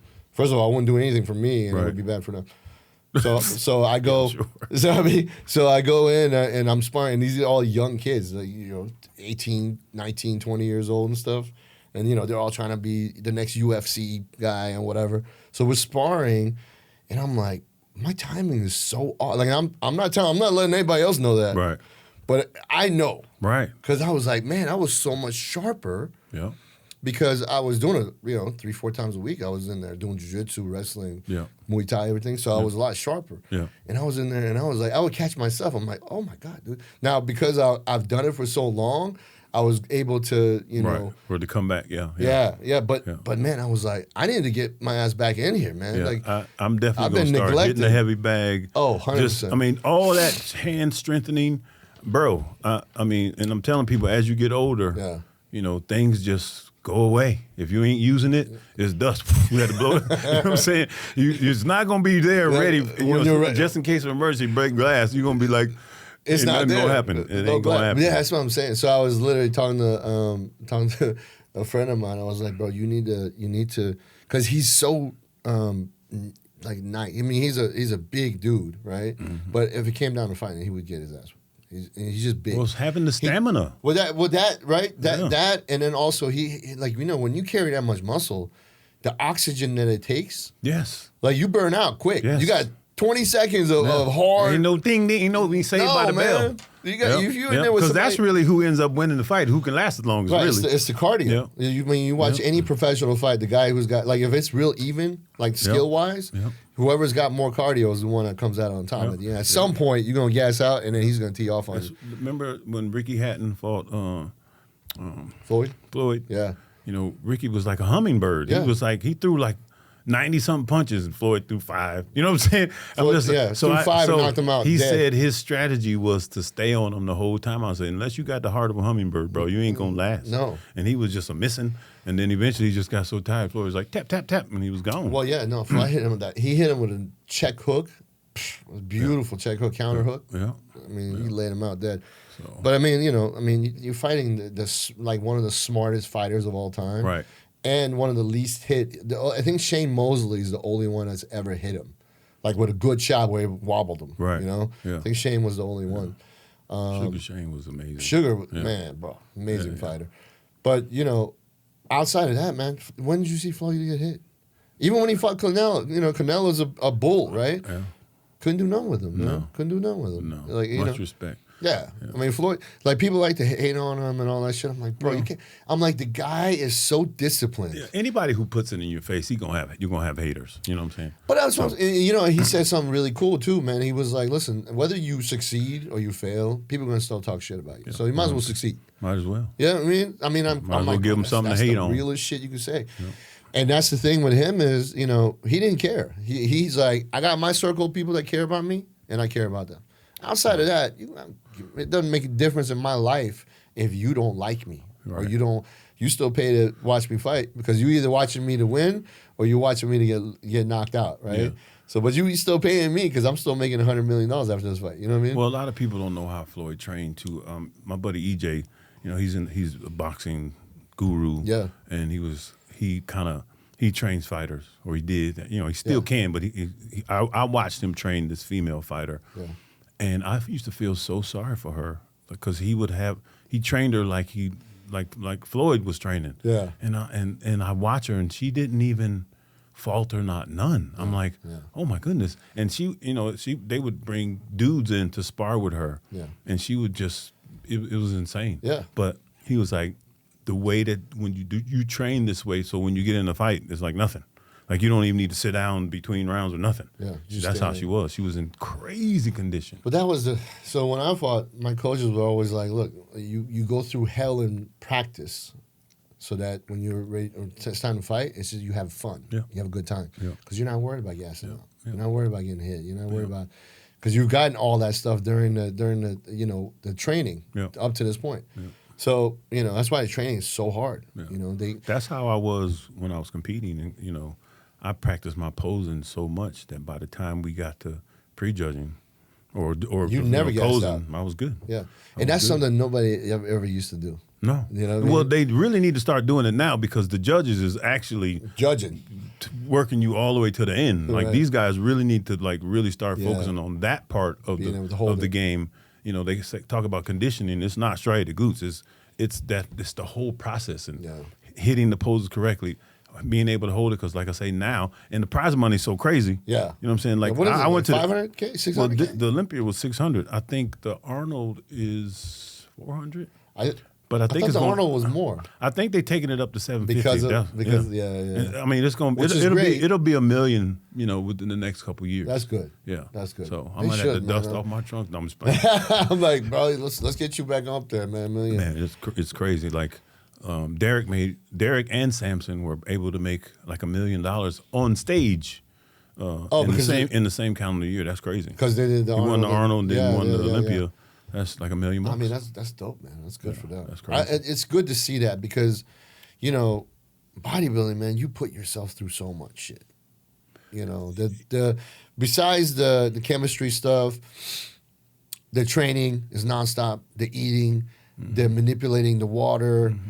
You know what I mean? It's so much that you do to yourself. Yeah. You know what I mean? So I went to the Olympia this year and I had pretty good seats. I wasn't dead center, but I was downstairs. Yeah. And so I was going between looking at the screen and looking on stage because it was different. Right. And I agree with the the final outcome. Yeah. Although I had Andrew winning, just from a bodybuilder standpoint, and Andrew, it was not perfect. You know what I'm saying? He looked way better than he has ever looked. Right. You worked with him in Dubai, right? I won't say I worked with him, but I got to spend probably about 30 minutes, maybe 45 minutes, talking to him and just giving him my point of view, and he actually listened. Yeah. And I actually saw the results of what we talked about on stage. That's cool. And I knew it wasn't going to happen in one show, Yeah. but the fact that he's headed in that direction, because, I figure 2026, he has just as good a shot as anybody. Yeah. And, Samson is really turning it up, and I think he's probably going to do the Arnold too, but he's really turning it up. Yeah. So I think it's going to be between Samson and Andrew in 2026. Now, nothing against Derek and Hadi. I'm just saying, like, a 307-pound Samson and a 305-pound Andrew, I don't really care what Hadi and Derek do. You know what I'm saying? So you know what I mean. Right. So that's what I think. That's what the sport wants to see. So I definitely want to see it. That's so so crazy to be that conditioned. Yeah. And be 300 pounds. Yeah, I did it, so I know what it looks I know, like. I know that's what it I'm saying. Feels like. That's what I'm saying. That's so crazy, and, man. And I look at, and I don't know what these guys are doing per se. Some of the guys who aren't winning are putting out their protocols, and it's like blowing my hair, blowing my wig back. I'm just like, oh my goodness, but stop doing that. Like I say, I've achieved 315 pounds in single digit body fat, and I know what I did to do it, but I don't even even 10 years ago, 15 years ago, I don't know if I would this. You know what I'm saying? There's so much technology available now. Yeah. But it seems scary because I'm just like, but again, these scientists and these gurus and all that, they obviously know what they're doing. Genetically, I think the chemistry is making up for a lot of people's flaws, genetics wise. And because they're filling the gaps. Yeah. So I'm curious to see. I would love to see all the way dialed in Andrew, all the way dialed in Samson. Hadi pretty much comes in dialed in, but again, he's maxed out. I was gonna say, how much? What else can he do? And I believe Derek is maxed out. So if those two guys try to get bigger, they're gonna go backwards. Yeah. You know what I'm saying? Yeah. I don't think Andrew could probably put on another 5 to 10 pounds of contest weight because he's just so long. Is he 6'2"? I think he might be a little bit taller than me. Really? He might be 6. I'm sure he's 6'2". Yeah, he's probably 6'2". Yeah. And Samson's probably 6'1". Okay. They're not small guys. Yeah, you know what I mean? Samson went up to 350 this year, and he still got abs and that. You know what I'm saying? Like so. That's so crazy. Yeah. But both of those guys are Nigerian, and so when you start talking about genetics, their bone density is different, their muscle density is different. You can tell by the structure. Yeah. So I think that over the next 2 or 3 years, we're going to see something that we've never really seen before on stage. I'm excited. Maybe not the quality of Ronnie, because if you look at Ronnie, 2002, he was mute. His quality was insane. He wasn't just huge. Yeah. It was quality dense muscle. Yeah. But we saw how he trained. We saw how he eat. Yeah. He was regimented beyond belief. He didn't have as much technology. So and it's so crazy. He was still working as a cop. Oh yeah, It wasn't crazy, man. I got to spend a decent amount of time with him, and he was locked in all the time. And I know from after he did the Olympia, especially after he won 4 or 5 of them, he shut it down for 3 months before he went back to the gym. But up until that point, he's one of the most locked in people I've ever seen. That's so discipline that was one of the things I was thinking about was discipline. Yeah. How important it is, no matter what you're doing, whether it's bodybuilding, with fighting, whether it's business, whatever is discipline, even in your relationships. Even you have to be disciplined, right? But how important is discipline when it comes to like trying to achieve your goals, right? First, you got to set the goals, right? Yeah. A lot of people these days don't even do that. Nope. They're just like, I'm just, it's never going to happen. A part of setting goals is the mindset. Yeah. So that's a part of that's actually in the word. That's what it says. Yeah. Yeah. So, everything's mental. Like especially at that level. Yeah. because everybody's eating, everybody's training, everybody's doing taking, you know what I'm saying? thing, yeah. So it's your mind, your mental capacity, right? And how do you stay locked in? You know, there were certain shows where I was 110% locked in. And then there was other shows, you know, I might have been 80, 90%. You know what I mean? It's just you can't. I don't think you can be like that all the time. Anyway, so I did way more shows than most people, probably more shows than I should have done. So, but it became a business. Yeah, I remember you were always competing, man. Well, the thing is, you know, I got to a certain point where, you know, I knew I was on my way out eventually. Yeah. So, you know, me personally, it became, I want to figure this out. And so between 2006 and 2011, you know, is when I figured it out. But it took a whole bunch of trial and error to actually get it. To get to that point. What I'm saying? So sometimes I would be lean enough, but then I would be too flat. Sometimes I'd be full, and then I wasn't quite lean enough. And sometimes I was too dry, and sometimes I wasn't dry enough. You know what I'm saying? So I used to say all the time, name something in this world that you can get better at without doing it. Right. You know what I'm saying? It's nothing. So if you want to be exactly. So I basically, you know, had the mindset of, if I was a surgeon, the more surgeries I do, the better I get. Yeah. If I was an attorney, the more times at trials I did. You know what I'm saying? Yeah. And so as a bodybuilder, me personally, I was like, I need to do as many shows as I can so I can figure this thing out. Yeah. And so I didn't go from off season to on season. I just stayed locked in. Yeah. And then pull over to do a show and get right back locked in. Yeah, I mean, I literally sat down because we're getting at the end of the year. So I sat down and was like, okay, what have I not been doing? Right. I haven't been disciplined. I haven't. Like, you know. I fell off too. But that's what I'm saying. Yeah. Like, you know, you as a person, you can't lie to yourself. Because you know when you're cutting yourself short. Yeah. Right? So I know I haven't been disciplined. I know that. Right? So I wrote this all out, right? I was like, disciplined. Right. You know? So everything that I do I did the list probably day before yesterday. And since then I've been like, okay, I'm gonna be locked in. I'm gonna be disciplined. I'm gonna I was telling you about the going in there and training. You know, train combat, be efficient in it, get back in the range, you know, be efficient in that. Because, you know, it's different when you know what you're doing when it comes to being able to protect yourself and other people. It's like it's like a superpower. Right. You know what I mean? It is. And you avoid anything conflict-wise completely because you don't need to. There's no. You talk to any fighter, right? Any real fighter, not these people that go and do cardio kickboxing, okay?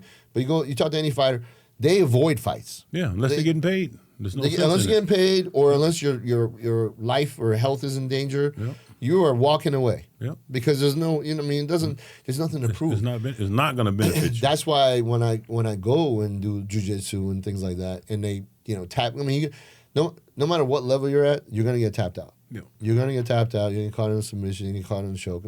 But that's what makes you better. Because then you remember next time, oh man, this guy's setting up a Ezekiel choke, or this guy's setting up a Darce choke, or this right. You know what I mean? So you recognize it. So then it makes you better. So it makes you sharper. Yep. And I remember when I first started doing jiu-jitsu, it would really make me upset when I would have to tap, because you have to tap. You're going to pass out or you're going to break something. And I would be mad at myself. And then the professors were like, "Why are you upset?" I was like, "Well, you know, I don't, you know, tapping. I'm a man and shit. Yeah. You know, all that." And they're like, "Do you know how many times I've been tapped?" And now this guy is like a established black belt world champion. You know what I mean? I'm like, you know, like 100 million times. Right. Yeah, because you're fighting people on your level.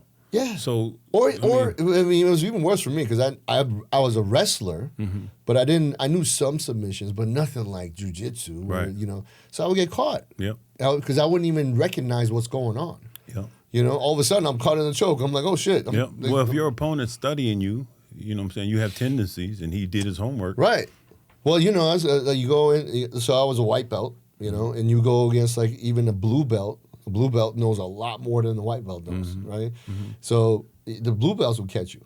You know what I mean? And they put you to sleep. Yep. And I was like, and then once I had that conversation with him, he was like, "No, this is part of the game. This is what makes you better." Right. You know. Now you learn from it. Right.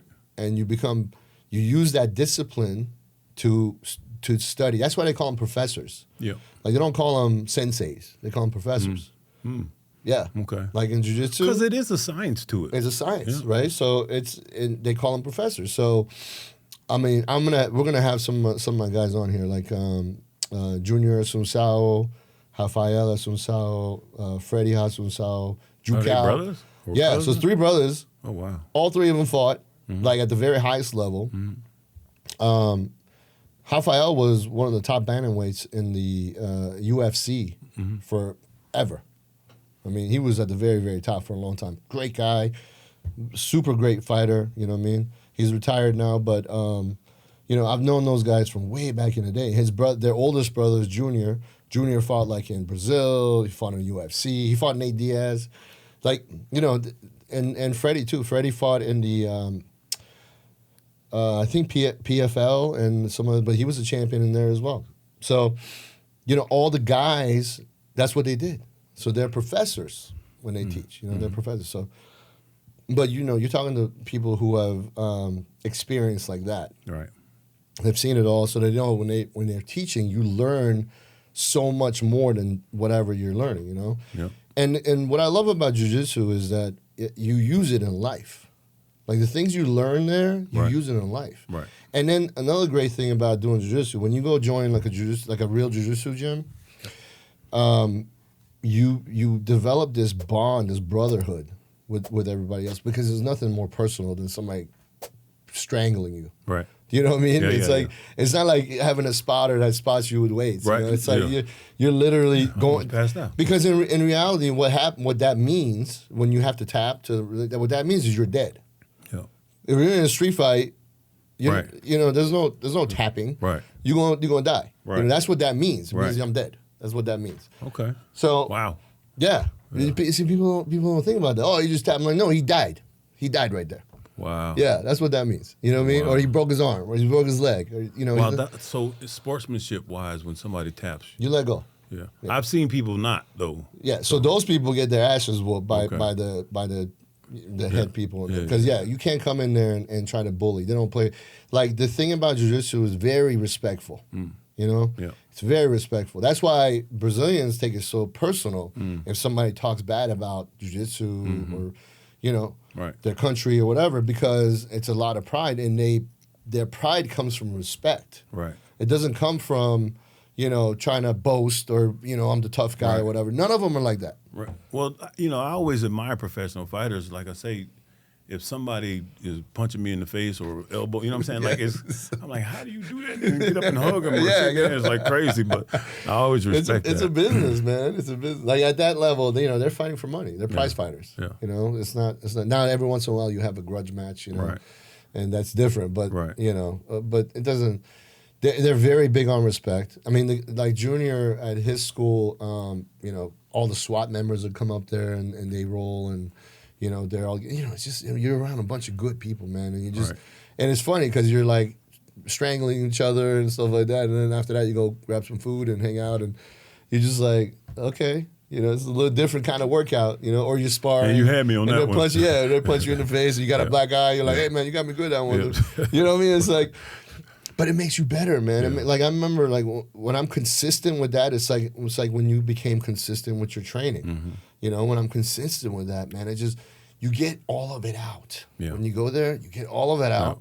So when you leave that place, you're just like the nicest human being on earth. Right. Yeah. You got no chip on your shoulder. Yeah. You got nothing because you got it all out. Yeah. You know what I mean? Talking about respecting the game or whatever it is, and you know, like there's a lot of people now that think that competing in a show is bodybuilding. Oh yeah. You know what I'm saying? Yeah. But really, bodybuilding is all the things that you do before you get to the stage. It's not what you do on the stage is an exhibition. You're just showing your worth, showing, you know, your hard work or whatever. Bodybuilding is the actual work that you put in to look like that, to get to that point. And so that's a similar. No, it's with all respect. And so, you know what it comes down to is discipline. Yeah. You know, you want to be the best bodybuilder. Yeah. The more disciplined you are, Yeah. you're going to be the best bodybuilder. Yeah. If you want to be the best fighter, the more disciplined. You know, it's the same thing with fighters. If you skip a day, you skip wrestling day. You know, when you getting ready to fight and you find somebody, and then the dude, that's mostly what he's gonna do. You're not ready because you've been now your whole game, everything else you learn is out the window because you can't defend or takedown. We know whatever. Yeah. So discipline is one of the big things. I mean, on my list, I was like, all right, discipline was at the very top. I was like, discipline, because the discipline to me is, the combat training, is the range time, is getting back at the weights, because I haven't been. I mean, this is this was, we were joking the other day, but I was being serious when I said I got my before picture is going to be off the chain. So, like Ali used to say, discipline is doing the things that you hate. And you execute it like you love it. You love it. He said he hated running. He hated a lot of aspects of the game. Yeah. But he did it like he actually loved it, and it showed. And so, everybody's like, "What's your favorite exercise or whatever?" I love them all and I hate them all. Yeah. You know what I'm saying? Like, it's something that is required, and that's what people ask me to coach them, and they say, "I want to compete." Well, they're not even training yet, so I'm just like, okay, well, I got to take you back to A, because you've been watching YouTube and IG. Right. So you think that you can just go from being a couch potato to getting ready for, the nationals. You know what I'm saying? There's a process. And so, the first thing is being disciplined, but discipline comes from being consistent. Mm-hmm. So in other words, I'm consistent before the discipline even kicks in. Mm-hmm. You know what I mean? So in other words, you got to be consistent to even discover discipline. Because now your discipline is going to come from, I know this works. So even though it sucks, even though I don't want to do it, you know what I'm saying? Yeah. I'm going to get up and do it like I love it. People was like, like my process was later. When I started having success as a professional is when I started using keto as my base, right? Which, who wants to not eat carbs? Right. You, in the beginning, you feel like crap. Yeah. But I knew once I did it, that made me be able to do it. You know what I mean? So I was able to stay locked in because I knew the result that I was going to get from being disciplined. Mm-hmm. But discipline doesn't come first. Consistency comes first. Yeah. And then you learn things, this works, that works, this doesn't work. And so now when you find the things that actually work, now I'm doing them regardless. Yeah. I'm getting up at whatever time, hitting that hour of cardio. I remember I used to, certain times of competing, working with Dave could see where I was because we worked together so long. So he was like, I need you to do 3 hours of cardio. And I used to be, what? I was like, what? You know what I'm saying? And so one of them sessions sometimes was on the stair mill on level 1. Just for an hour. It's like watching paint dry. But so I hated that. Yeah. I hated it. But again, I kind of painted myself into a corner. Yeah. And in order for me to get where I'm going to need to get to in time, I had to do that. Yeah. And so that's why I started being more disciplined to where I didn't have to do 3 hours of cardio. You know what I'm saying? Like, I don't want to do that shit ever You know again. what I'm saying? It was the hardest thing. So you're doing 3 hours of cardio and you're not having any kind of carbs. So you just feel like ass. Yeah. So it's terrible. So consistency was number 2 on my list. Yes. Because, I'm like, okay. Because you already know the things that work. Right. So I've already been there. Yeah. I've already done it. So I know what works. I know what my body likes to do and doesn't like to do, and where it's going to give me what I want, right? Yeah. So I'm like, okay. And when I say discipline, I'm talking about every aspect of my life. Yeah. I'm talking about, health, business, relationship, family. Yep. I mean, even my spiritual discipline needs to be better. Yeah. You know what I mean? Yes. Because you start to fall off when you really life starts throwing heavy things at you. Yeah. Man, you just start, and then you go back to God when Lord, please make this. Right. I mean, like, my bad, dog. Right.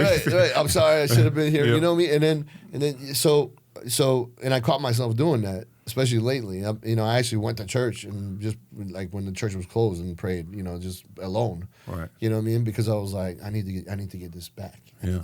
Because it's different. Yeah. I feel very off balance because from where I come from. Yeah. Where I came from, I was like, all right. This, and it's all gonna be like this. It's all balanced out, okay? Yeah. And then when I start going off balance, everything falls apart. Right. You know what I mean? It's not just one thing. It starts to trickle. Yeah. And like you said, I mean, at this point in life, like I know what works. I know what doesn't work. I know, what I need to do. I know what I need not to do. So for me, being disciplined is like the huge first step. Yep. Which I took. I'm like, all right, I'm gonna be disciplined. That's why I called you. I was like, bro, we gotta get back in the studio. Yeah. This is a big part of it. Yeah. You know what I mean? This what we do here is it's gonna and this is a attachment to a bunch of other things that we got, like the coaching stuff and stuff. Yeah. And the supplements, the peptides and all that. Yeah. But also, I think it's important to put out the right message to people because, we both watch a lot of the content out there. Yeah. And a lot of it is just, I'm like, it's probably not good to be Well, said. there's a lot of people that say but don't do. Right. You know what I mean? And so, that part of being consistent, it compounds. Yeah. And people see the difference when you locked in. People get out of your way. Mm-hmm. You know what I mean? Mm-hmm. I used to notice how different people reacted to me. Some people, like, they even now, I didn't want to bother you because you seem so locked in. I'm like, well, honestly, I'm not really locked in. You could come bother me. You know what I'm saying? It's all good. But when I was doing it and when you are doing it, people recognize that, and especially people that care about you, and they get out of your way. I used to tell my wife all the time, I don't expect you to lock in on this regimen. I know this is not human. This is not normal. I said, so just don't get in my way and we'll be fine. You know what I mean?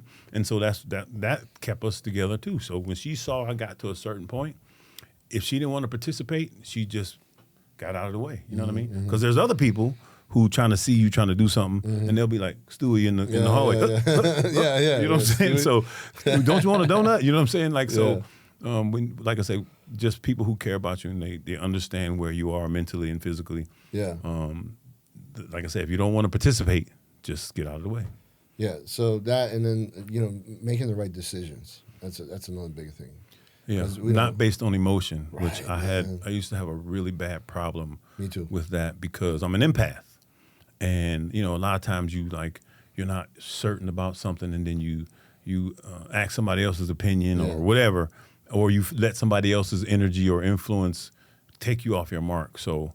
Yeah, making the right decisions, thinking things through. Right. And sometimes you got to write it down and carry the one, you know what I'm saying, to figure it out. Yeah, and you gotta take time, and you can't make an impulsive decision because that's usually the wrong one. You know what I mean? So that, and then cleaning out my circle, man. Yeah. That's a big one, right? Yeah. A lot of people need to do that. Yeah. We're talking to Antonio. Yeah, last night we were talking about it because it changes the direction of your life. With the wrong people in your life, man, your life will either go stagnant, which eventually means it'll drop and dissipate. But, it's really important to have the right people. I mean, there's instances where you're better off having no people. Yeah. If you can't grow with me, you can't go with me. You know what I'm saying? Like, like we talk about, if it's not serving me, the relationship's not serving me or whatever, then I'm puff of smoke. I can't. I can't afford it. I can't. So that's why I'm completely transparent with people when I'm dealing with them. Like, are we doing this? Are we not doing this? Either way, I'm good. Yeah, if it doesn't work, it doesn't work. Yeah, I'm actually depending on you to hold up your end of the bargain. Right. And if you're not going to do it, then just say so, and there won't be no judgment. That's the thing, man. The time, right? Like that was another thing on my list is time. Yes, okay? Time management. Time, because there's not much of it. I mean, we don't get much of it anyway. Right. From the time you're born to the time you're. Well, we spend, a quarter of our life sleeping. Right. A third of our life sleeping. Yeah. And time is so valuable. It's the one thing you can't buy, right? You can't, it doesn't matter how famous you are. You're not going to be given any more of it. Right. It doesn't matter who you are. Yep. You got time. You got this much time. Yep. So whatever you do with that time, that's it. Yep. That's what you leave behind. That's your legacy, right? Yep.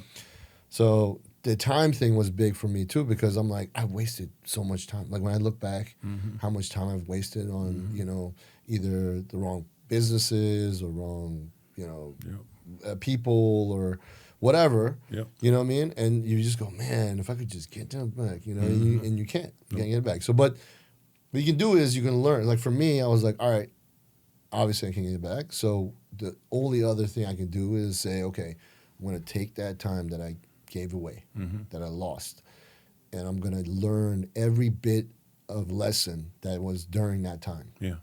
And I'm going to make sure to not repeat that. Yeah. So I can make the time that I have left, whether it's 50 years, whether it's 10 years, whatever it is, make it count. So that when it's time for me to check out or whenever time that is I'm coming home, that I don't feel like, oh man, if I would have just done that, if I would have done that, you know what I mean? And they say there's no perfect time anyway. So No. if there's something, what I learned over these last few months, how when you have a strong relationship with God and He speaks to you, to act immediately, because He's not telling you something now that He wants you to do later. You know what I'm saying? When I learn now, when it comes to me and I hear that voice and I know it's not me just thinking, now I just do it because I'm just like, whoa. And then it instantly lets me know, yep, that was me. That was it. So, I mean, we did that. We talked about that before in the podcast. When I made God the center again of my life. I had Him in the center when I was young, and then during that crazy portion of my life, I was like, yeah, He's there. I talk to Him. I love Him. I wear my cross. He, but I wasn't listening. I wasn't listening to nothing. I ain't gonna lie. I told God, I'll be right back. You know what I'm saying? I really didn't. It's crazy because, like I say, the way I was raised, I never wanted to be a hypocrite. So when I was doing things that I know He'd be like, you ever see that meme where Jesus is looking over the shoulder like that? In those moments, I'd be like, that was Him I'll all be the right time. back. That was Him all the time.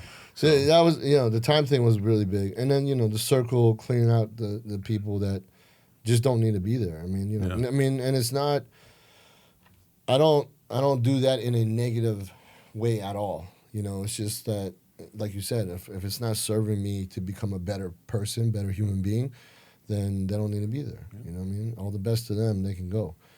And then my health, and which is really part of the whole thing, but getting my health back in order. I mean, you saw me. I was walking in with a McDonald's bag. You know what? That was a McDonald's bag, man. But that's what I'm saying. Like, that's how I used to never eat fast food. Now I'm eating like a DoorDash. Well, actually, when I DoorDash, it's usually good food. Yeah. But even that's not really good food because they put the butter on there, right? Put all the good stuff on there. Certain things that I have learned.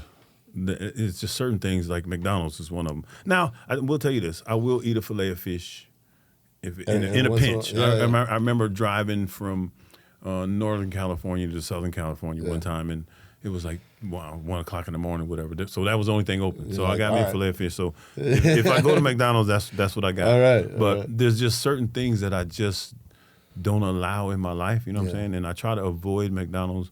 And things like that. I mean, not, to each his own if that's what you want to eat, but I'm just saying because of how my body is affected by it, it just, I have experience. And like, I used to, when I was back in the day when I eat the quarter pound, I could literally feel it like going through my digestive tract. And when it left me, I was like, oh, I ain't doing that again. You know what I'm saying? That's the last time. That's how I am when it comes to food because, I'm AB negative blood and I have low stomach acid. So I had to be careful. I have to use enzymes and stuff like that.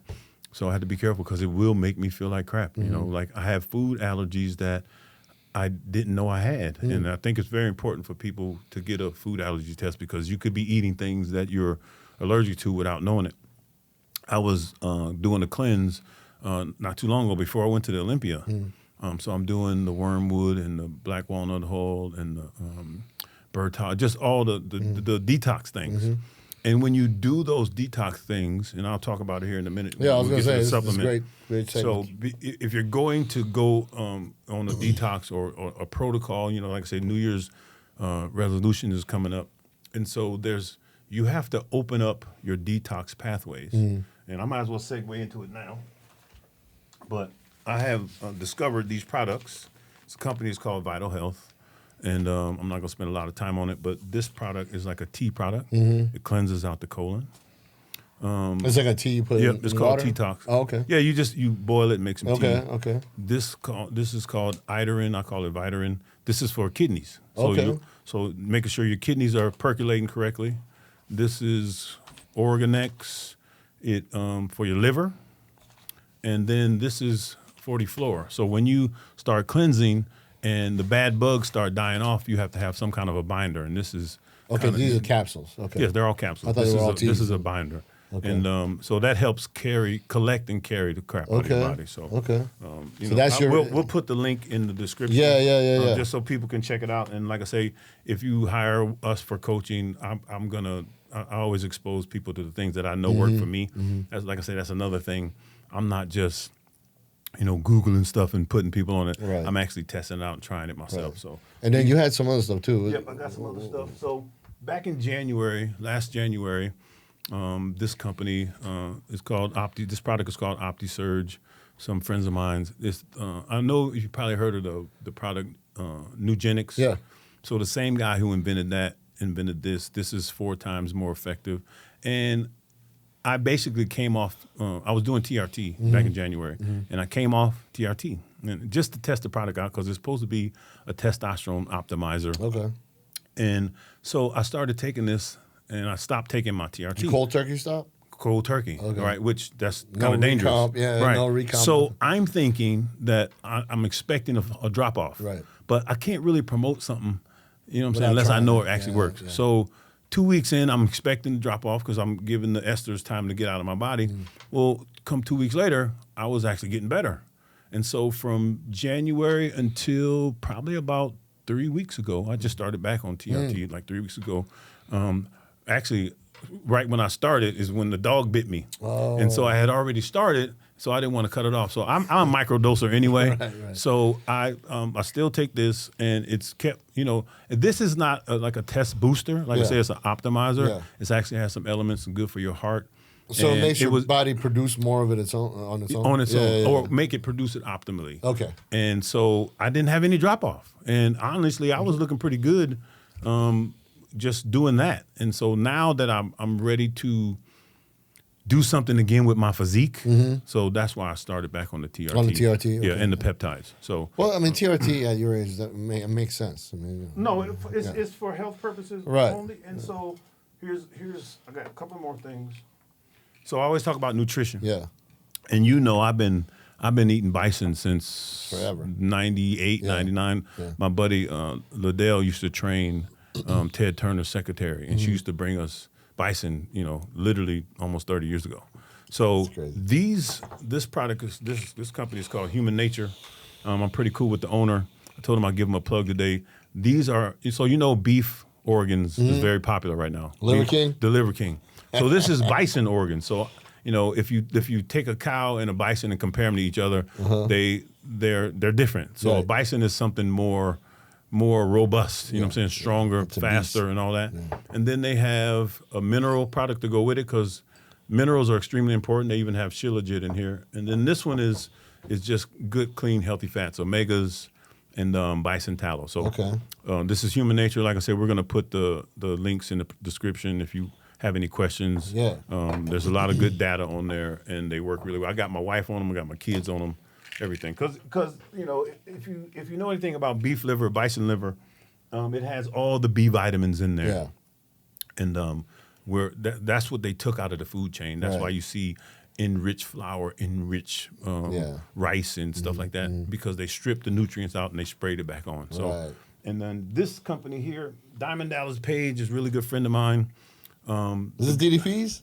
Yeah, so DDP, there's a guy, his name is Dave Kennedy. He's in cybersecurity, and they wanted to start, they're biohackers, so they wanted to start a company. It's called Hacking Your Health. Right now they have, this is a whey blend. That's the pre-workout. I'm not really big into pre-workouts because usually they're overstimulant, but this is the perfect amount of caffeine. It tastes really amazing. And Black Friday's coming up, so all these companies are having Black Friday sales. So if you're looking for something that is tried and true, high quality, something that like I said, I highly recommend because I use it myself. Yeah. Hacking Your Health. Like I said, we'll put the link in the description. This is Dude, this taste wise, everything, man. It's good, man. Like I say, this guy, he's a cybersecurity person. He doesn't need to do supplements. Right. You know what I'm saying? He's So this is more of a passion thing. He actually does security for the government. Yeah. He's actually does it for the NFL. So in other words, this is all about their passion and high quality. Yeah. So he wants to do this. yeah. So I'll put the link in there. I think it's like 20% discount. So, Hydrolyzed, okay. yeah, it's really good. So those are some of the things that I take that I recommend. Like I say, when my coaching clients, I always like to steer people towards stuff that I've actually tried. Well, that's somebody important. that they're not paying me to promote it. This is something that I actually use. This is usually So Well, that's awesome. I think we should probably call that one a 28. episode. Yeah. I mean, honestly, we could sit here till next week and pump out. Well, like I say, it's been a minute. You know, we this is something that I love to do, and I felt like something was missing when we wasn't doing it. Oh yeah. But life be lifing. Yeah. And there were so many things going on that the timing got off, and we needed a break. And we was doing 2 episodes. We was doing 4 episodes a month. Yeah. Which we're gonna get back up to that, but like you said, man, life. When life happens, sometimes you got to step away and take care of what you got to take care of, and then you come back and then everything's all good. You know? So, and again, it's God's timing, man. Yes. God says deal with this right now. Yes. Okay. Oh, I'll say something else. So, like I told you before the Olympia, I was going through a cleanse, a detox, right? And I was taking this product. I won't even say the name of the product, but I was allergic to it and I didn't know it. Oh wow. So. I pride myself in having a small, tight waist. Yeah. Well, my waist started expanding, and I was just like, "What is going on?" Because I was eating some things, but nothing like that. But nothing outside of the realm of which I know I can get away with. Right. So anyway, I go to Vegas for the Olympia, and my guy I told you that has the Metatron, I went and got tested on the Metatron, and he's sitting there, he's testing me. And he's saying he tells you the good stuff, but he also tells you the bad stuff. Yeah. And he said, "Have you been taking pectin?" And I was just like, "Yeah." He was like, "Yeah, it's showing up allergic." And so it was making my waist. Yes, exactly. Okay. It was crazy. So that's why I'm mentioning it so people. I don't know what methods you're going to use, but if you can find out what your food allergies are, because a lot of people. They're overweight and because they're eating foods that they're actually allergic to or mildly allergic to, and it's having a compound effect. Yeah. So is that that's a methylation test, right? Well, no, it's not. Well, so like I say, the Metatron, it's AI. It's Russian artificial intelligence, and it's really next level. Yeah. It's you can't call it that, but it's almost like diagnostic. Yeah. So if you hook your car up to the little machine, it tells you what's wrong. Something similar to that, but it just kind of it'll tell you what's going on. You can actually treat yourself with the machine, but it also tells you how to correct what's going on. So I immediately got off the pectin. That's when I really started paying attention again, and because my waist had got up to like 38 and some change. Wow, is it ever been that big? Once, probably about. No, I don't know what I was taking, but that's when I kind of, after I retired, I went to that little mental slump. Yeah. And I just didn't give a damn. Yeah. So. Yeah. But this time I was actually trying to do something good for myself, and it was backfiring because I didn't know I was allergic. So. Well, now you know. Now I know. No one's half the battle. So. G.I. Joe. All right, man. Hey, listen, man, it feels good to be back in here and doing this thing again. Chase, all love. His little guy is turning 1. Yeah, happy birthday. It's crazy. Like I say, time flies so crazily. I remember when your wife was expecting. You're like, we're going to have a baby probably this weekend. Yeah. He had to be like on call. Yeah, he was like on call. Yeah. I was like, all right. You know what I mean? Yeah. And now he's about to turn 1, man. That's crazy. Congrats. Happy birthday to the little man. All right, so we'll be back in here soon to do another one. We'll let Chase celebrate the birthday party, and then we'll be back in here. Let's pray again. Yeah, let's do it. Father, thank you for this day. Thank you for this unity. We ask you to bless us and bless everybody's family. Bless everybody for the holidays. Forgive us for our sins. Thank you, Father. In your name I pray. Amen. Amen. Hey, man, before we go real quick, it's Thanksgiving. What are you thankful for? Man, I'm grateful for my life, my health, my family, discernment. I'm thankful for all these opportunities that are starting to present themselves, and a clear head. You know what I'm saying? Like, I spent decades in and out of sobriety. You know what I'm saying? So just now to be able to thrive, and have a clear head and be sober and to be helpful. And like I said, I'm grateful for all that. And this opportunity here, we have all the things that we got going on. So it's easy to say that I'm grateful. Yeah, man. Yeah, I'm pretty much the same, man. I'm thankful for the family, amazing family. God, of course, clarity, and I'm really looking forward to the future. I'm also thankful that my Bears are 8-3. Oh shit! There you go. I'm thankful for Chase. Yes, sir. For doing this thing. Yes, sir. And all right, love you guys. We'll be back. Have a good one. Happy Thanksgiving.